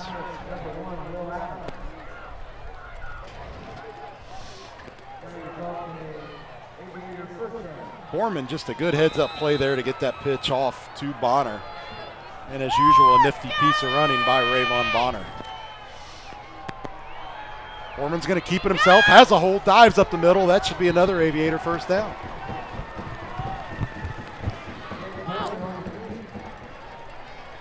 So just like that, the Aviator offense attempting to answer the Comet touchdown right back. They've done a great job of moving the ball after Bonner gave them excellent starting field position on the kickoff. 8:50 and rolling here in the third quarter. Chris Carter Field at Barnitz Stadium in Middletown, Ohio. Division I Region 4 semifinal game. Rayvon Bonner with a nice cut back to the left, bounces outside, stiff arm. It's going to be forced out of bounds just outside of the pylon, but it's going to be 1st and goal for the Aviators from about the 2-yard line. Another powerful run by Rayvon Bonner, and you're just putting the game on your best player, right, on his shoulders, and that's what Sycamore's doing, and they're doing a really good job. I mean, look at that run. I mean, he's so powerful. Yeah. He makes it difficult for any defender. Tyron Whaley, number 5 for the Comets, 5'10", 160. You've got Rayvon Bonner, 6', 206. and built very well, to say the least. And there's Bonner up the middle, and that's going to be the answer that Coach Patillo was looking for. Touchdown, Sycamore Aviators. He's slow to get up too, unfortunately, but that's a crucial response by the Sycamore Aviators. He just got crunched up on it, looked like, so that could be. Looked like he went down on that right knee, and he's asking to stay out there, but he's noticeably gimpy, Chris, as we see him right now around the 10-yard line, and you see him on your screen. Well, like you had mentioned, neither team has been this far, in the playoffs, at this point. So this is where, it could take its toll physically. This is going to be interesting. Coach Patillo electing to go for the two-point conversion with a gimpy Bonner out there. Borman's going to roll out to his right, has his receiver, and it is good. The two-point conversion is successful. Kyle Fear with the reception on the two-point conversion, Chris, and Sycamore gets back the points they missed on the blocked extra point earlier, and they move in front 14-7. Well, Mason defense did they let him go. They missed him coming out of the backfield and end up costing him there, which what could have been a big play. You can see Rayvon Bonner is down in front of us. He's just kind of walking off by himself. He's hurting a little bit, I think, and that's something, again, we need to keep an eye out on because, with him being out for, even a couple plays or a couple series, you never know. And that could be crucial for both teams. To your point, there's plenty of football left to be played here in this game. They can't afford to rest on their laurels with a 7-point lead at this point, Chris. So it's going to be interesting to see what they're going to do if Bonner has to sit out for a series or two. Who's going to come in and carry the load? And let's throw it down to Charlie to see what Charlie has. Vaughn was shaken up a little bit. Didn't look like he was too shaken up celebrating with the student section over here on the sideline. So we'll keep an eye on that, but he looked fine over here, giving the money sign and getting the crowd on its feet. Sometimes that's all it takes is to be by your peers, Yeah. Gets that adrenaline pumping. Well, as Charlie says that, just before we saw Jake Borman walking down the sideline, pumping up the fans here, the Sycamore faithful that have made the trip up from the Blue Ash and Montgomery, Sycamore Township, Sims Township area to Middletown for tonight's game.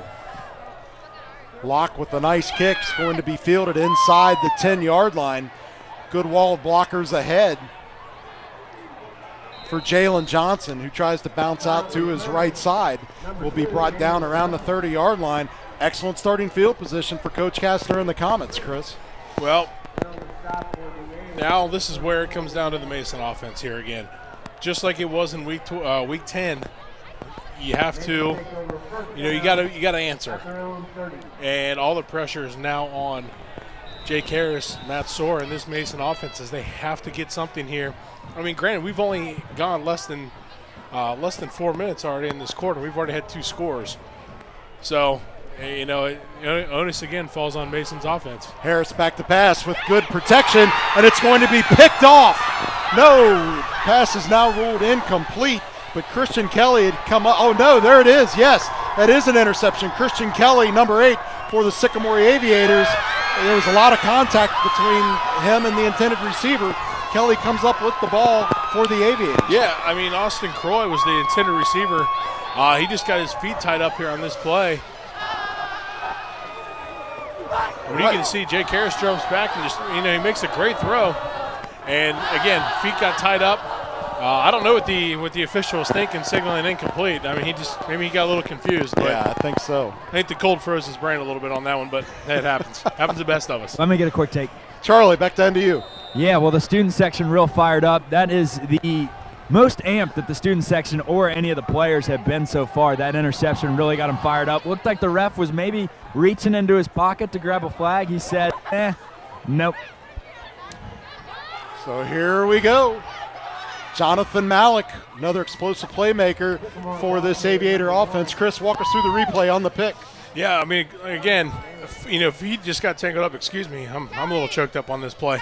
Austin Croy, who's been, one of the main weapons for this Mason offense. Unfortunately, he went to the ground and, a great job by Sycamore, coming down with the interception and, a crucial turnover right now with, 8 minutes to go. If they can get a touchdown here, it's not going to look real good for for Mason's offense, who again has just really had one drive and that's it. Points have been hard to come by. Jake Borman trying to get his teammates into the proper position down the offensive formation. Rayvon Bonner, he's back. He's healthy, and that's a first down for the Aviators on a 2nd and 4. He's going to pick up around 5. All you can do is shake your head. Yeah, he's a machine. Well, absolute machine. Yeah. I know we touched on it in the pregame. He's going to get his yards. He's not going to be denied. It's just a matter of how many is he going to end up with when it's all said and done, right? Yeah. Do you want to keep him 250 or 100? You got to pick your poison with him, because even if he gets 100, he's going to have 3 touchdowns. And you know what, Coach Kastner limiting him to 75 yards in the first half, I'm probably okay with that. Oh, I'd be thrilled with that, especially for the drives that Sycamore was able to muster early on. Bonner with a nifty little cut back there again. And that's going to be close to a first down, but a yard shy, now well into Mason Comet territory as Rayvon Bonner advances the football to just outside the 41-yard line. Again, he is so fun to watch, a very professional running back. I've said that so many times already that it's probably becoming annoying to hear me say it, but it's fun to watch him run the football, because he gets it. He allows so much time. It seems like forever and an eternity as he's running, and here he's slow to get up again. He's taking an absolute beating tonight. Well, he's taking a beating, but at this point, the Sycamore offense is content, 2 plays out of 3 to give it to Bonner and see what he can do with it. We saw Jonathan Malik run the ball early in this series, but other than that, it's just, quick handoffs to Bonner and see what he can do. But just out of the shot there on the screen, there you see him come back in, doubled over in pain. But Coach Sotillo is not pulling him out, and he's not asking to come out. He's going to gut his way back through this here. 1st and 10, Borman with a quick pass that's going to be complete to the bottom of your screen. It's going to be Myron Williams. I couldn't see the number there. It was scrunched up a little bit. I was trying to figure out who it was. A little bit of a shadow. I mean, poor Rayvon Bonner. Then he's got to come in, and he's got the nice job of blocking Dylan Shower coming in hot. And, that was another violent collision there on that one. So he's just taking, again, we've said it so many times, he's just taking a beating tonight. And, you may want to look, if you're Scott Sotillo, of kind of toning it down just a little bit, maybe dialing it back. Borman's going to keep it himself after faking the handoff to Bonner, and will power his way inside the 30-yard line. That should move the sticks for the Aviators yet again. So clock will stop at 6:33, and there's finally the indication from the official on the far side of the field to move the sticks. There you see Borman with the replay doing a nice job of picking up that first down.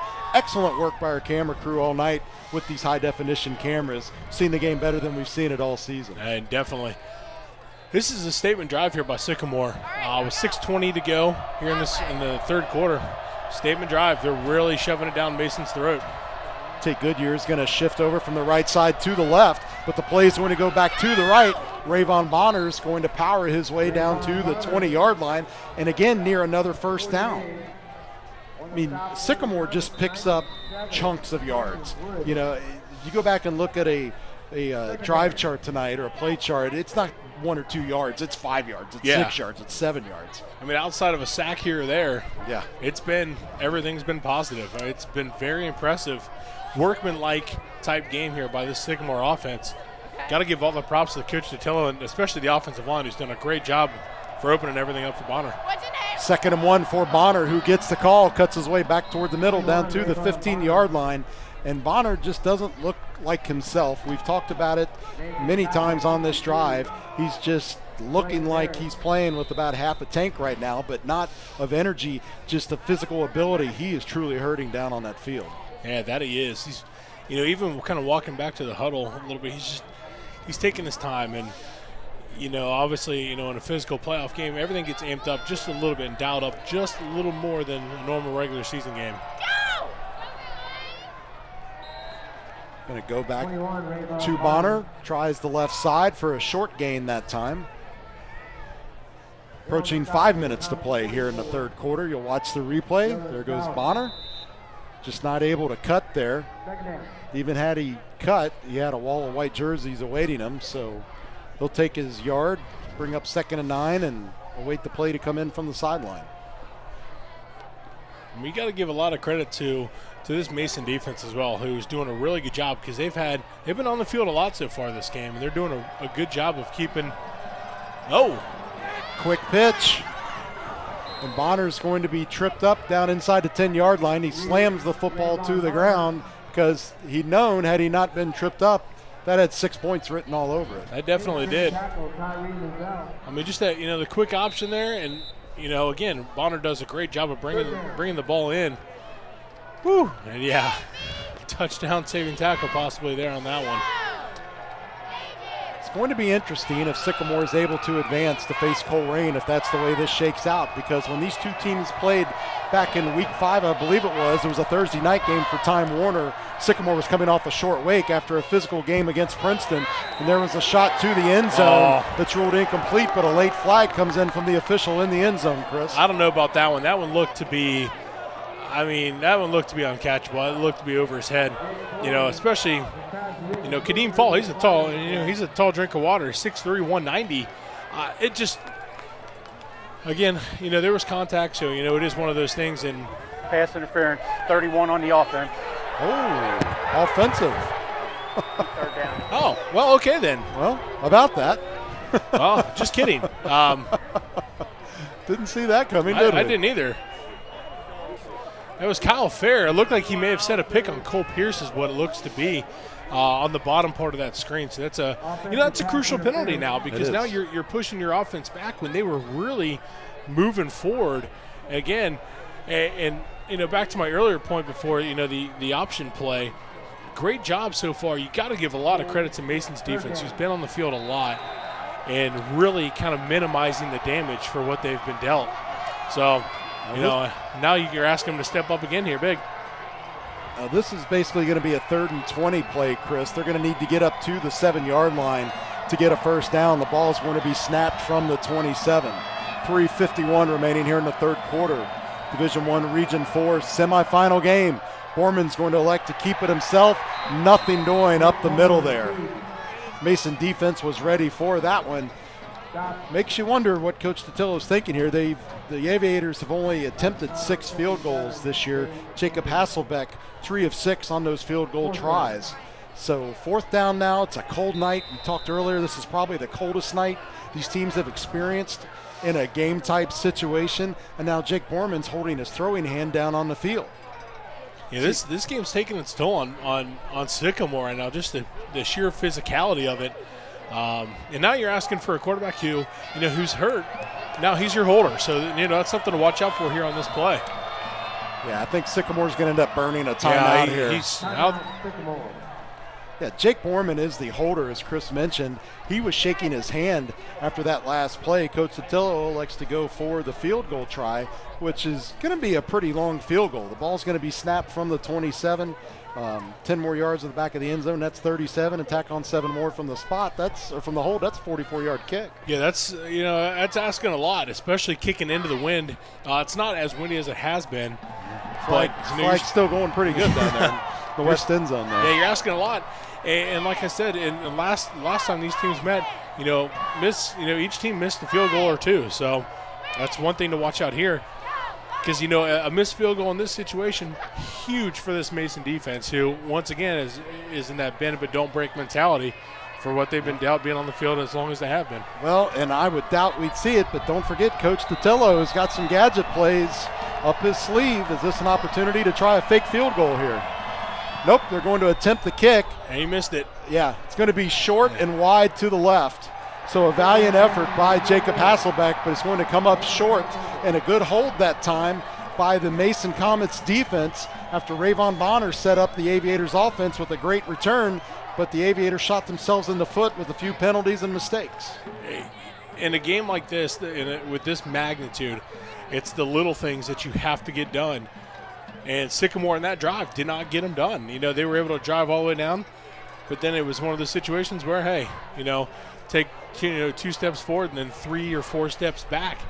You can't do that in a game like this. And now, again, a crucial drive for this Mason offense. They have to get points out of this one with 3 minutes to go in the third quarter. There you see Jake Harris getting his offensive charges put into place. Just seems to be constant miscommunication on these handoffs in the backfield, and that's going to be a loss on the first play of this drive as Matt Soar is brought down behind the line of scrimmage. Just seems Harris doesn't know which way to turn. Like the ball, the running back's not where he expects him to be. Yeah, major miscommunication so far. And you have to wonder, it looks like that would be on Jake Harris in that situation, whether it's just a sheer communication of the play call or just lack of knowing the play there. It's been kind of tough, and, it's hard, for Jake Harris tonight. Loss of 1 on the play brings up 2nd and 11. It's going to be a decent enough run over to the right side, and it's going to be a scrum as the ball comes loose late, but after the whistle was blown. And again, we saw Harris spinning around in the backfield, selling the fake nonetheless, but just doesn't look like a natural movement, especially when he's truly handing the ball off. Well, I think a lot of it now is, that looked just to be a simple play fake there. But, you're asking a lot for Jake Harris here because, the game plan of Sycamore is to shut down the rushing attack. And when you don't have a rushing attack, it's very hard for any quarterback, it doesn't matter who it is, to really, step up and really, chuck the ball as much as you can. A little bit of trickeration there as Cameron Buford ends up with the football, and that will be a first down for the Comets. So on a 3rd and long situation, Mason able to convert and keep their offense out on the field. That was a big conversion there on that play. It's that double handoff that Mason's been doing. They've done that numerous times throughout the last couple weeks.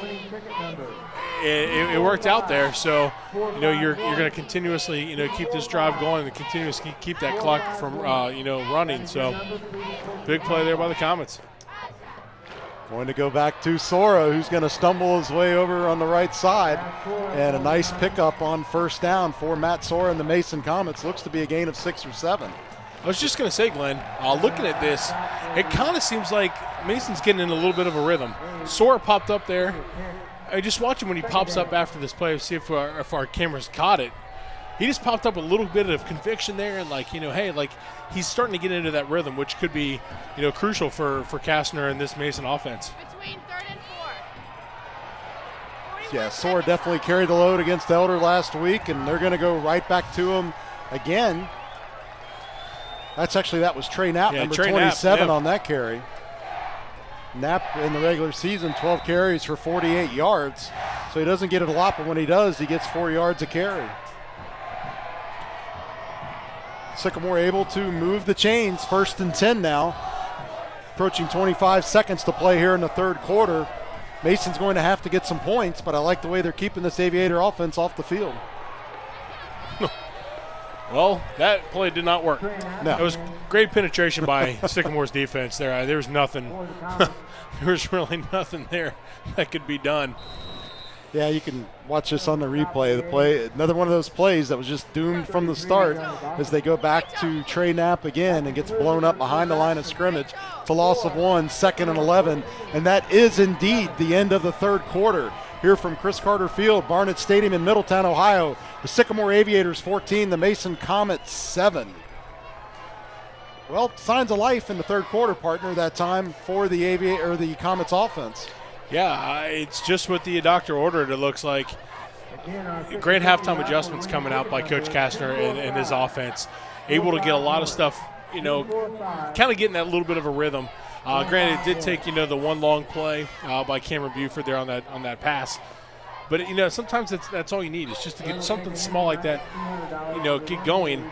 And that could really change a lot for your team. So, well, we've got a break in the action here. We do want to remind you of our opportunity that exists to become a basketball official, the Southwest Ohio Basketball Official School, the only class of its kind approved in the nation, and it is approved by the OHSAA. Sessions will begin November 19th.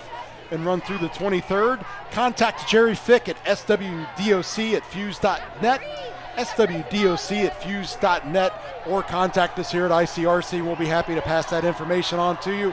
We're in desperate need of officials in all high school sports, whether it's basketball, football, baseball. There's just a real shortage of officials. We encourage you to come out and participate. Back to Mason offense. They're going to go back to Matt Sora, who again is going to be brought down behind the line of scrimmage. So Mason, after a promising start, just can't seem to get out of their own way, Chris. Well, Grant Young did a really good job of disrupting that play. He blows through the backfield there. I mean, that was another play right there where there was a lot of penetration by the Sycamore defense, and it does. It throws everything off. And unfortunately, they couldn't. I mean, Matt Sora just had no chance to really get anything going on that play. He could avoid a tackle here and there, but it ended up wearing him down, though, and couldn't really go too far. Well, you know who's going to get the ball. We saw Trey Knapp carry it a couple times with a moderate amount of success, but if you want to get the heavy lifting done, it's going to go to Matt Sora, and Sycamore's not fooled on it at all as Harris rolls out to his left side. And again, that ball held very, very high up above his ear hole in a downward trajectory on the pass, and it wasn't a good pass. No, that's a tough play there for James Grace to make. He's got to make that catch. I mean, it's, throw, it could have been a little better, could have been up a little higher, but, I'm not going to put anything on Jake Harris on that one. That's a tough play, but, James Grace has to come down with that ball and actually continue on his run. Unfortunately, it's just, a drive like that, it sets you back a little bit and really gets you, kind of gets you wondering and thinking a lot. Reed Naglich in to punt. Side-footed kick is going to trail out of bounds near the 35-yard line. Let's see where the official spots it. And it looks like he's going to put it. Nope, he went to the 30. Now he's coming up more. Wow, that's a big change. Originally he was going to spot the ball at the 30-yard line. Now they're going to spot it at the 39. So that's a first down. Very nearly. The officials, they seem to be a little. Well, those out-of-bounds plays are tough. I know.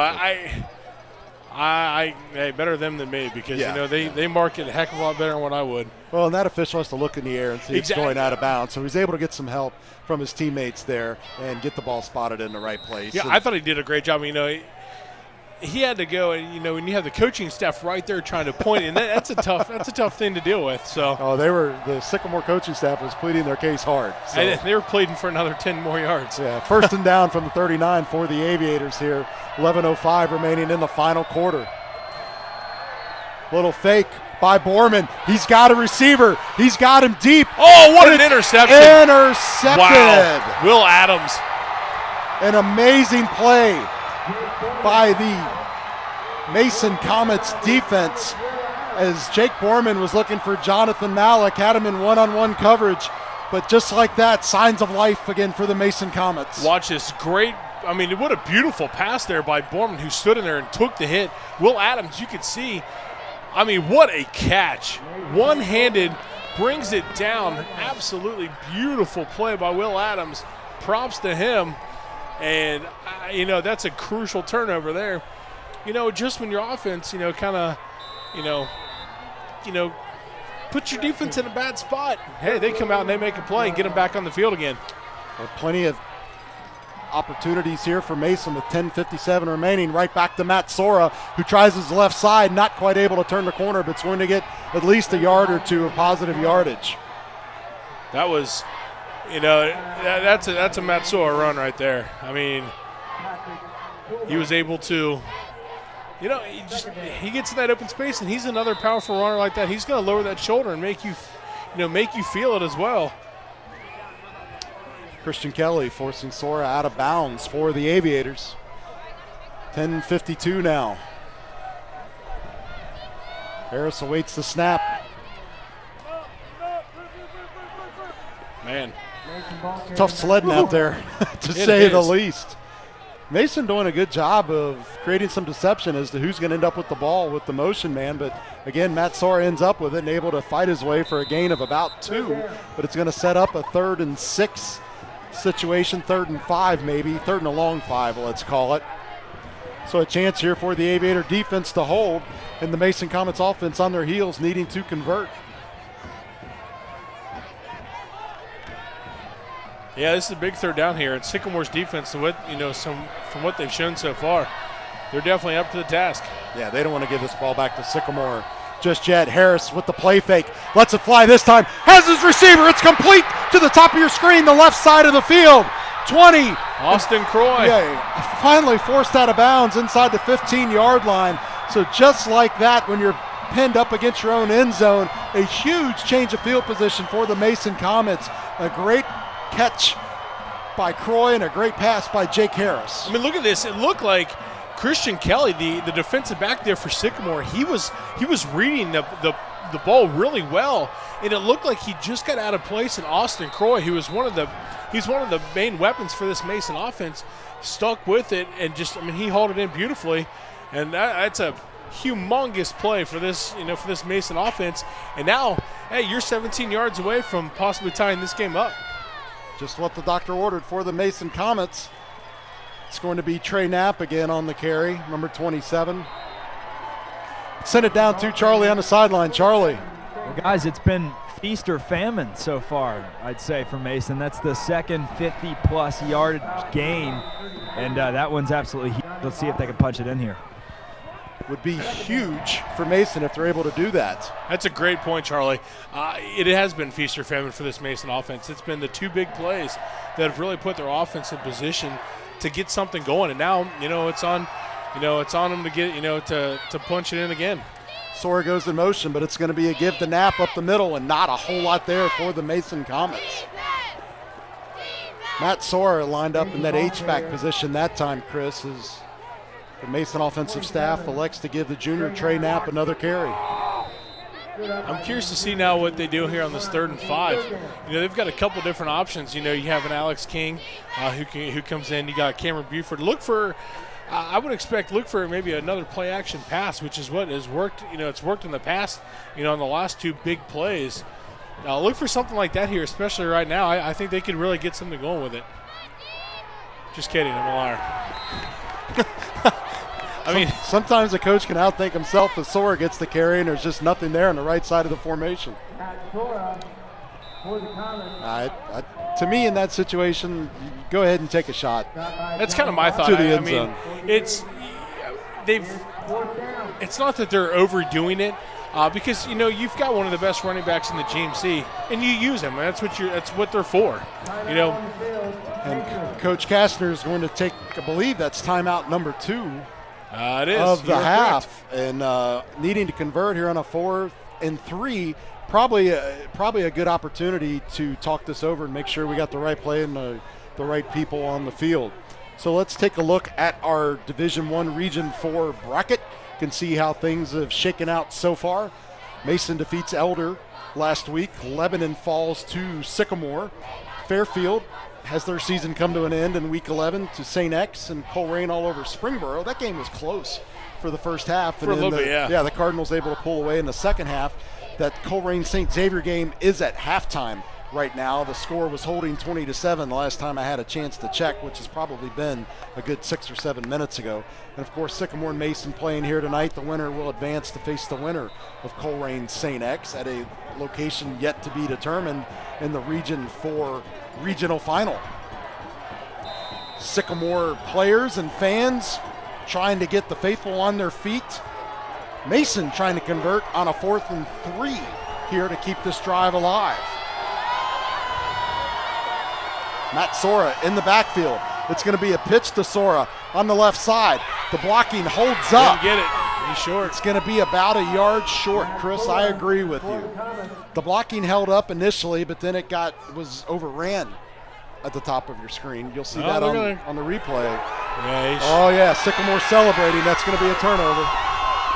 Yeah, I think in that situation you take the points. You got 8 minutes left. Your defense has played well. I know Sycamore, they can chew some time off the clock, but in this situation you got to take the points. I think there's still a lot of time left. Let's look here at the replay. Matt Sora, the real estate just closed on him. He just wasn't able to cut back and get exactly what he was hoping for. Yeah, Trey Knapp had the lead block out in front, but Johnny Botham came in behind the block and able to make that tackle of Matt Sora. So an excellent heads-up play by the Aviators, number 33, Johnny Botham. I hope I'm pronouncing that right, Johnny. 6'1", 195, junior, outside linebacker.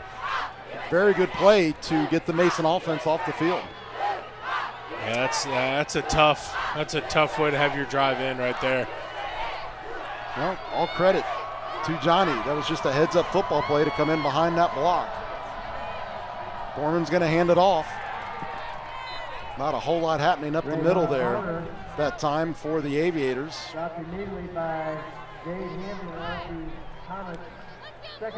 That's the start this Mason defense needed.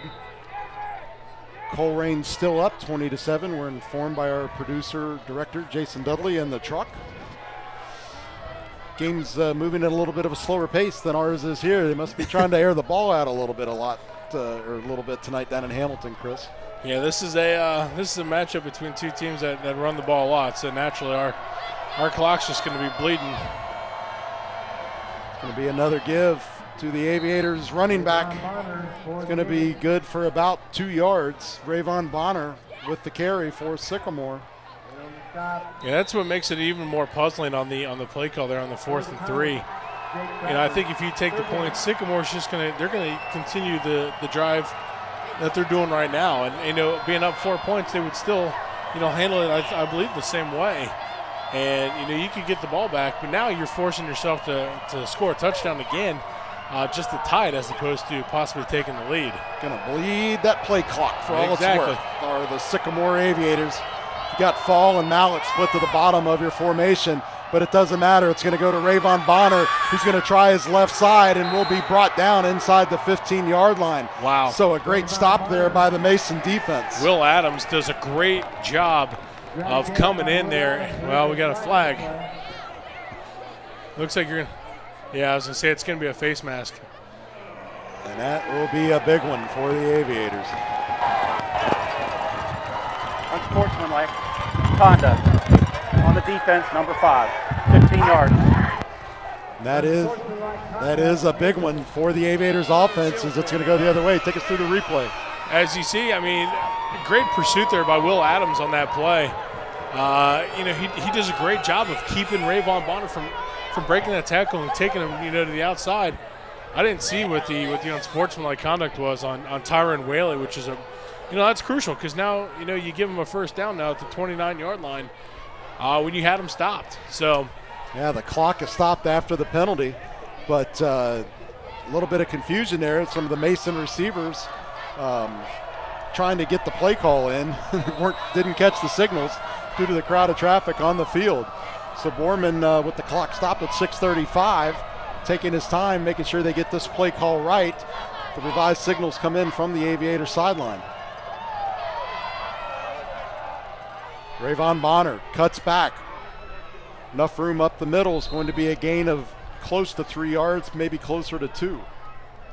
And this is where Sycamore can bleed that play clock. Yeah, that's what's going to happen here. They've just when you had them stopped, unfortunately, you shoot yourself in the foot with that unsportsmanlike conduct penalty. Right. And now that was a late start to that play clock too. Yeah, it was. I was just thinking that. No, you can't see it on your screen, but it definitely did not start when it should have, in my opinion. But Mason, they'll keep the game clock keep rolling. Give me those extra 5 or 10 seconds all you want. Exactly. I'm going to let that game clock roll, says Scott Dattilo. Jake Borman's going to hand off to Rayvon Bonner. Big hole up the middle, and that's going to be good for a first down. Rayvon Bonner comes through, and the Aviators needed it in the worst way and able to get a fresh set of downs, keep the Aviator offense on the field and the Comet offense off of it. Yeah, Josh Feld, the offensive lineman, he was a little jacked up after that play. As you could just caught the tail end of it. They're doing a good old country butt whooping there on Mason's defense right now. So, it's tough if you're Mason, unfortunately, because you're putting your defense in a bad spot continuously. 1st and 10 for the Aviators from their own 42-yard line, right back to Rayvon Bonner, who's going to advance the football up to the 46-yard line. Gain of 4 on the play. And once again, a slow start to that 25-second clock, Chris. It still hasn't started. Yeah, there you go. Man, if I'm Scott Dattilo, I'm doing cartwheels down the sideline. Yeah. I'll tell you that right now. If I'm Coach Kastner, I'm going to be screaming in an official's ear at some point if that doesn't start happening a little bit quicker. I think he may have just. There's a flag. There we go. It's going to be encouragement on Mason. So that's going to set up a 2nd and 1. I was going to say somebody jumped. Dead ball. Encroachment on the defense. 5 yards. You can see the official on the far Third side. down. He pointed it out immediately, and then that's the beauty of what we see up here compared to on the TV there. But 2nd and 6 now becomes 2nd and 1. And you would think, barring a mistake of catastrophic proportions, Sycamore Aviators ought to be able to bleed out this clock, whether they get points or not, and not give Mason much time at all with which to score. Play clock under 15 now, game clock approaching 4:25. Down to 5 seconds. Foreman just now calling for the ball. Rayvon Bonner with a ton of room kicks it out to the left side, and the turf monster got him there at the 45-yard line. yeah, Tyree Mazzell on the tackle there. But this comes down to Mason shooting themselves in the foot. They've done it in this fourth quarter a couple times, and and you're really costing yourself here because now you got 4 minutes to go in this game, and you know who's going to be handling the ball. It's going to be all Rayvon all the time. And again, when you put your defense in a situation now to where you've got to be, you got to be proactive in a game like this and stop one of the best running backs in the tri-state. Good luck.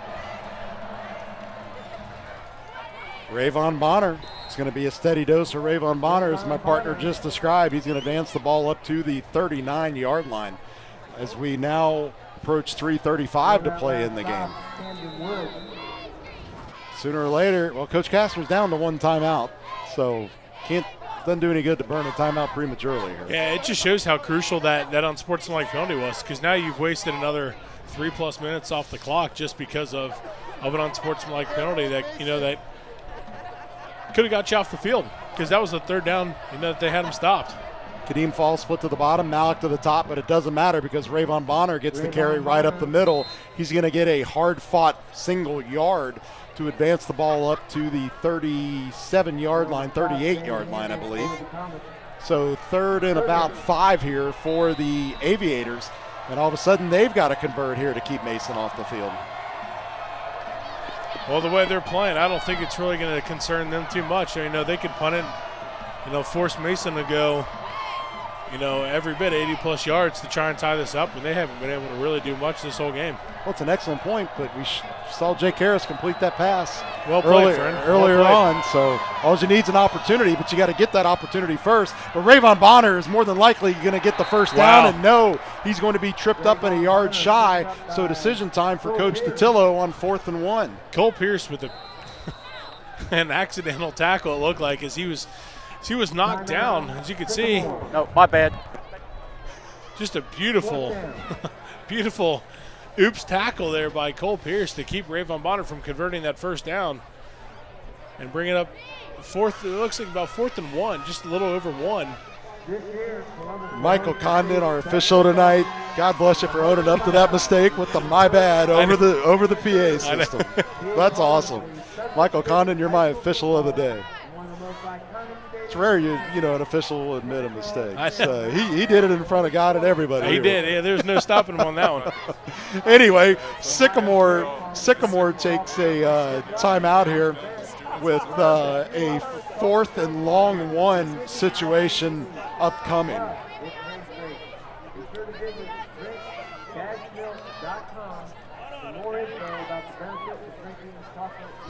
So 4th and 1 here, as we're getting ready for the Aviator offense to come back out onto the field.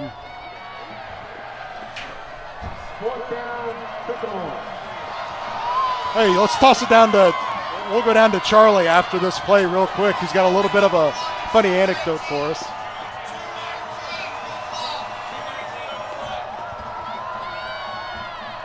.219 on the clock, I believe, is the message we're trying to get. While we're getting this straight, let's throw it down to Charlie. Charlie, what do you got? Yeah, well, there was a little funny story. I'm standing by the student section, and somehow the student section came up with a full trash can, and they were lifting it up in the air, and everyone was pointing to it on Mason. And, of course, an administrator came by and said, we're not having any of that. Took the trash can, but it was up. So it took about 5 minutes for the trash can to be passed down, and let's the administrator. Well, Charlie, thanks for that. That's definitely a we report you decide type situation. as both of these schools are ICRC communities. But while we were away on Rumpke duty there, Rayvon Bonner converts the first down for the Aviators. The clock now 2:10 and rolling. So every opportunity for Coach Totillo to bleed off these last 2 minutes here and emerge victorious in a rematch with likely Coleraine, but possibly St. Xavier next week in the regional final. Yeah, not a pretty situation here for Mason if they Rayvon Bonner hits the line, backs up, and rolls out to his right side, stays inbounds. The clock will keep running. Mason out of timeouts now, I believe. Yeah, Mason is out of timeouts. They called one. Coach Kastner called one on that last drive there. Yeah. So you saw Bonner hit the line and then roll out to his right side. So good heads-up play by Rayvon Bonner, approaching 125 now. So 2 or 3 more plays ought to pretty much do it, partner, for this game. And Sycamore will advance to their first regional final in school history. Yeah, they've played better than Mason has certainly tonight. And they definitely deserve this win if it so happens. Rayvon Bonner on second down is going to pick up 5 or 6 yards. Will be a yard or 2 short of the first down, but now we're down into double digits, 57 seconds and counting. 2 plays, and we can do it. While we've got to stop and play, let's recognize our crew, our producer, Jason Dudley, Ryan McGahey here with technical support as well, George Clare and Kyle Evans in the truck, Bob Rinker, Mike Lyons, Eric Johan, and Michael Kosman on camera. Great job tonight, guys. Our first HD broadcast. Thank you again to our ICRC communities. Rayvon Bonner spits up the football. I think Sycamore, Mason's got it looks like. Waiting the official indication, but Bonner just trying to bleed the clock. Looks like Cole Pierce may have it on the bottom of the pile, and he does. He's got it. Wow, 27 seconds remaining here. Little too premature to write the death certificate for the Mason Comets. They've got a chance to get right back in this ballgame, partner. And I just said, earlier in the broadcast how strong Rayvon Bonner is when he holds on to that football. Unfortunately, in there, it just came down to the fact that he just got hit pretty hard. And well, we jinxed him in the pregame. I talked about it. That's true. Said I hope I didn't jinx him, but just the 4th fumble on the year, I believe, for Rayvon Bonner. Well, now you've got to go 75 yards in 27 seconds. It's definitely a tall order, but hey, you know what? That's why they play the game. All you need is an opportunity. Mason's had it a couple times. Curious to see how they handle it. So Sycamore's going to be pinning their ears back because they've done a really good job of bringing the heat so far in this game. Jake Harris calls for the snap. He's going to look to pass. He has time. He's going to roll out to his left. He's going to have to do something. He lets it fly. Pass will be complete for a first down, and sliding out of bounds is the Mason receiver. Cameron Buford did a great job of getting his, of catching that ball and getting his both feet in bounds. So I watch this here on the rollout. It did take a little longer than I think what Harrison wanted and what Coach Kastner wanted, but a beautiful job by Jake Harris of making a great throw on that play to Cameron Buford. Clock stopped with 19 seconds to go. Harris calls for the ball. It's going to go to the air again. Once again, rolls out to his left. Here comes the pressure. Desperation heave over the hands of his intended receiver and out of bounds. Clock will stop with 12 seconds left. Every second getting precious now for the Comets offense. Well, the problem is these plays are taking way too much time. Yes. And they've got to get something quick. And unfortunately, like I said, that play right there took, 6 seconds, and you can't have that. So, well, we've not seen it in their playbook tonight, and you've seen them more than I have this year, but Mason needs to go shotgun and just take 2 shots down the field here. Well, I don't think they're going to have the time even to do that. I'm surprised Sycamore isn't dropping everyone. Harris lets it go in traffic. It's a wobbler down the middle of the field. Is intended for number 3 of the Mason Comets, but will be broken up by Sycamore. Excellent defensive coverage. Yeah, Austin Croy was the one who was, he was going to make that play. Unfortunately, he just couldn't come down with it. I couldn't tell. Was that Callis Hicks? I couldn't tell who made that play there. And now he's going to come up injured. Croy had stopped and taken a knee, and now is going to take another knee and fall down in the middle of the field, right around the 44-yard line of the Mason Comets. So that'll give the Comets offense a chance to huddle up over on the sideline. And part of me just wonders, is this a little Sam Weiss, Marv Levy hijinks of slowing down the quick offense and give your team a chance to get together and get your play together. And just as a reminder, we do need you to volunteer for ICRC, whether you want to be an announcer, a camera operator, learn how to work the truck, learn how to operate the studio. We need volunteers. Not only do we cover sports, we cover governmental meetings, cultural events, concerts, many other things. No experience is necessary. You can find us on Twitter, find us on Facebook, watch us on YouTube, or contact Jason at ICRC-TV.com. Jason at ICRC-TV.com. We need you.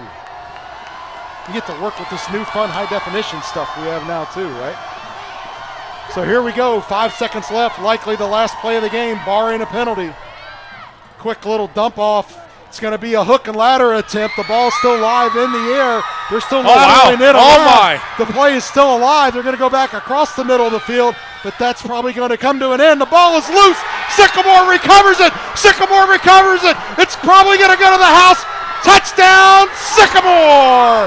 Flags all over the field, though, and the game can't end on a penalty. Sycamore's got to get off the field. Sycamore's got to get off the field. There's laundry all over the field.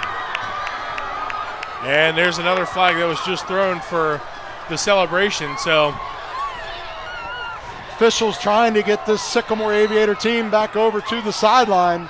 There are 2 flags thrown around the 30-yard line, well in advance of the celebration hitting the field. The celebration flag is laying around the 10-yard line, I believe, Chris. Yeah, there's personal foul on Mason. Penalties declined. Touchdown. So the touchdown will stand. The penalty is declined, and that is the ball game. Your final: Sycamore 20, Mason 7. Sycamore advances to their first ever regional final, Chris. Wow, what a game. Not much you can really say after that, but Sycamore played one heck of a game, and Mason really didn't play, their best football, and it came back and it bit them. And, in a game like this, when you're, deep in the playoffs, you got to come out and you got to play a flawless football game. Just Sycamore didn't, but, they were less, less flawless, I guess, than, wait, that's wrong. I just messed that one up. I know what I'm trying to say. It's just not coming out, so I'll get there eventually. We knew what you meant, but a crazy ending to a well-played football game. Mason comes up just short, but Sycamore will advance to face the winner of Colerain and St. Xavier. For Jason Dudley, Ryan McGahey, executive producer Tim Newman, our sideline reporter Charlie Walter, my partner Chris Hasbrock, this is Glenn Olson. We appreciate you tuning in all year to Friday Night Football on ICRC-TV Sports, and we'll see you in just a few weeks for basketball season. So long from Chris Carter Field at Barnitz Stadium in Middletown, Ohio. Sycamore advances to the regional final.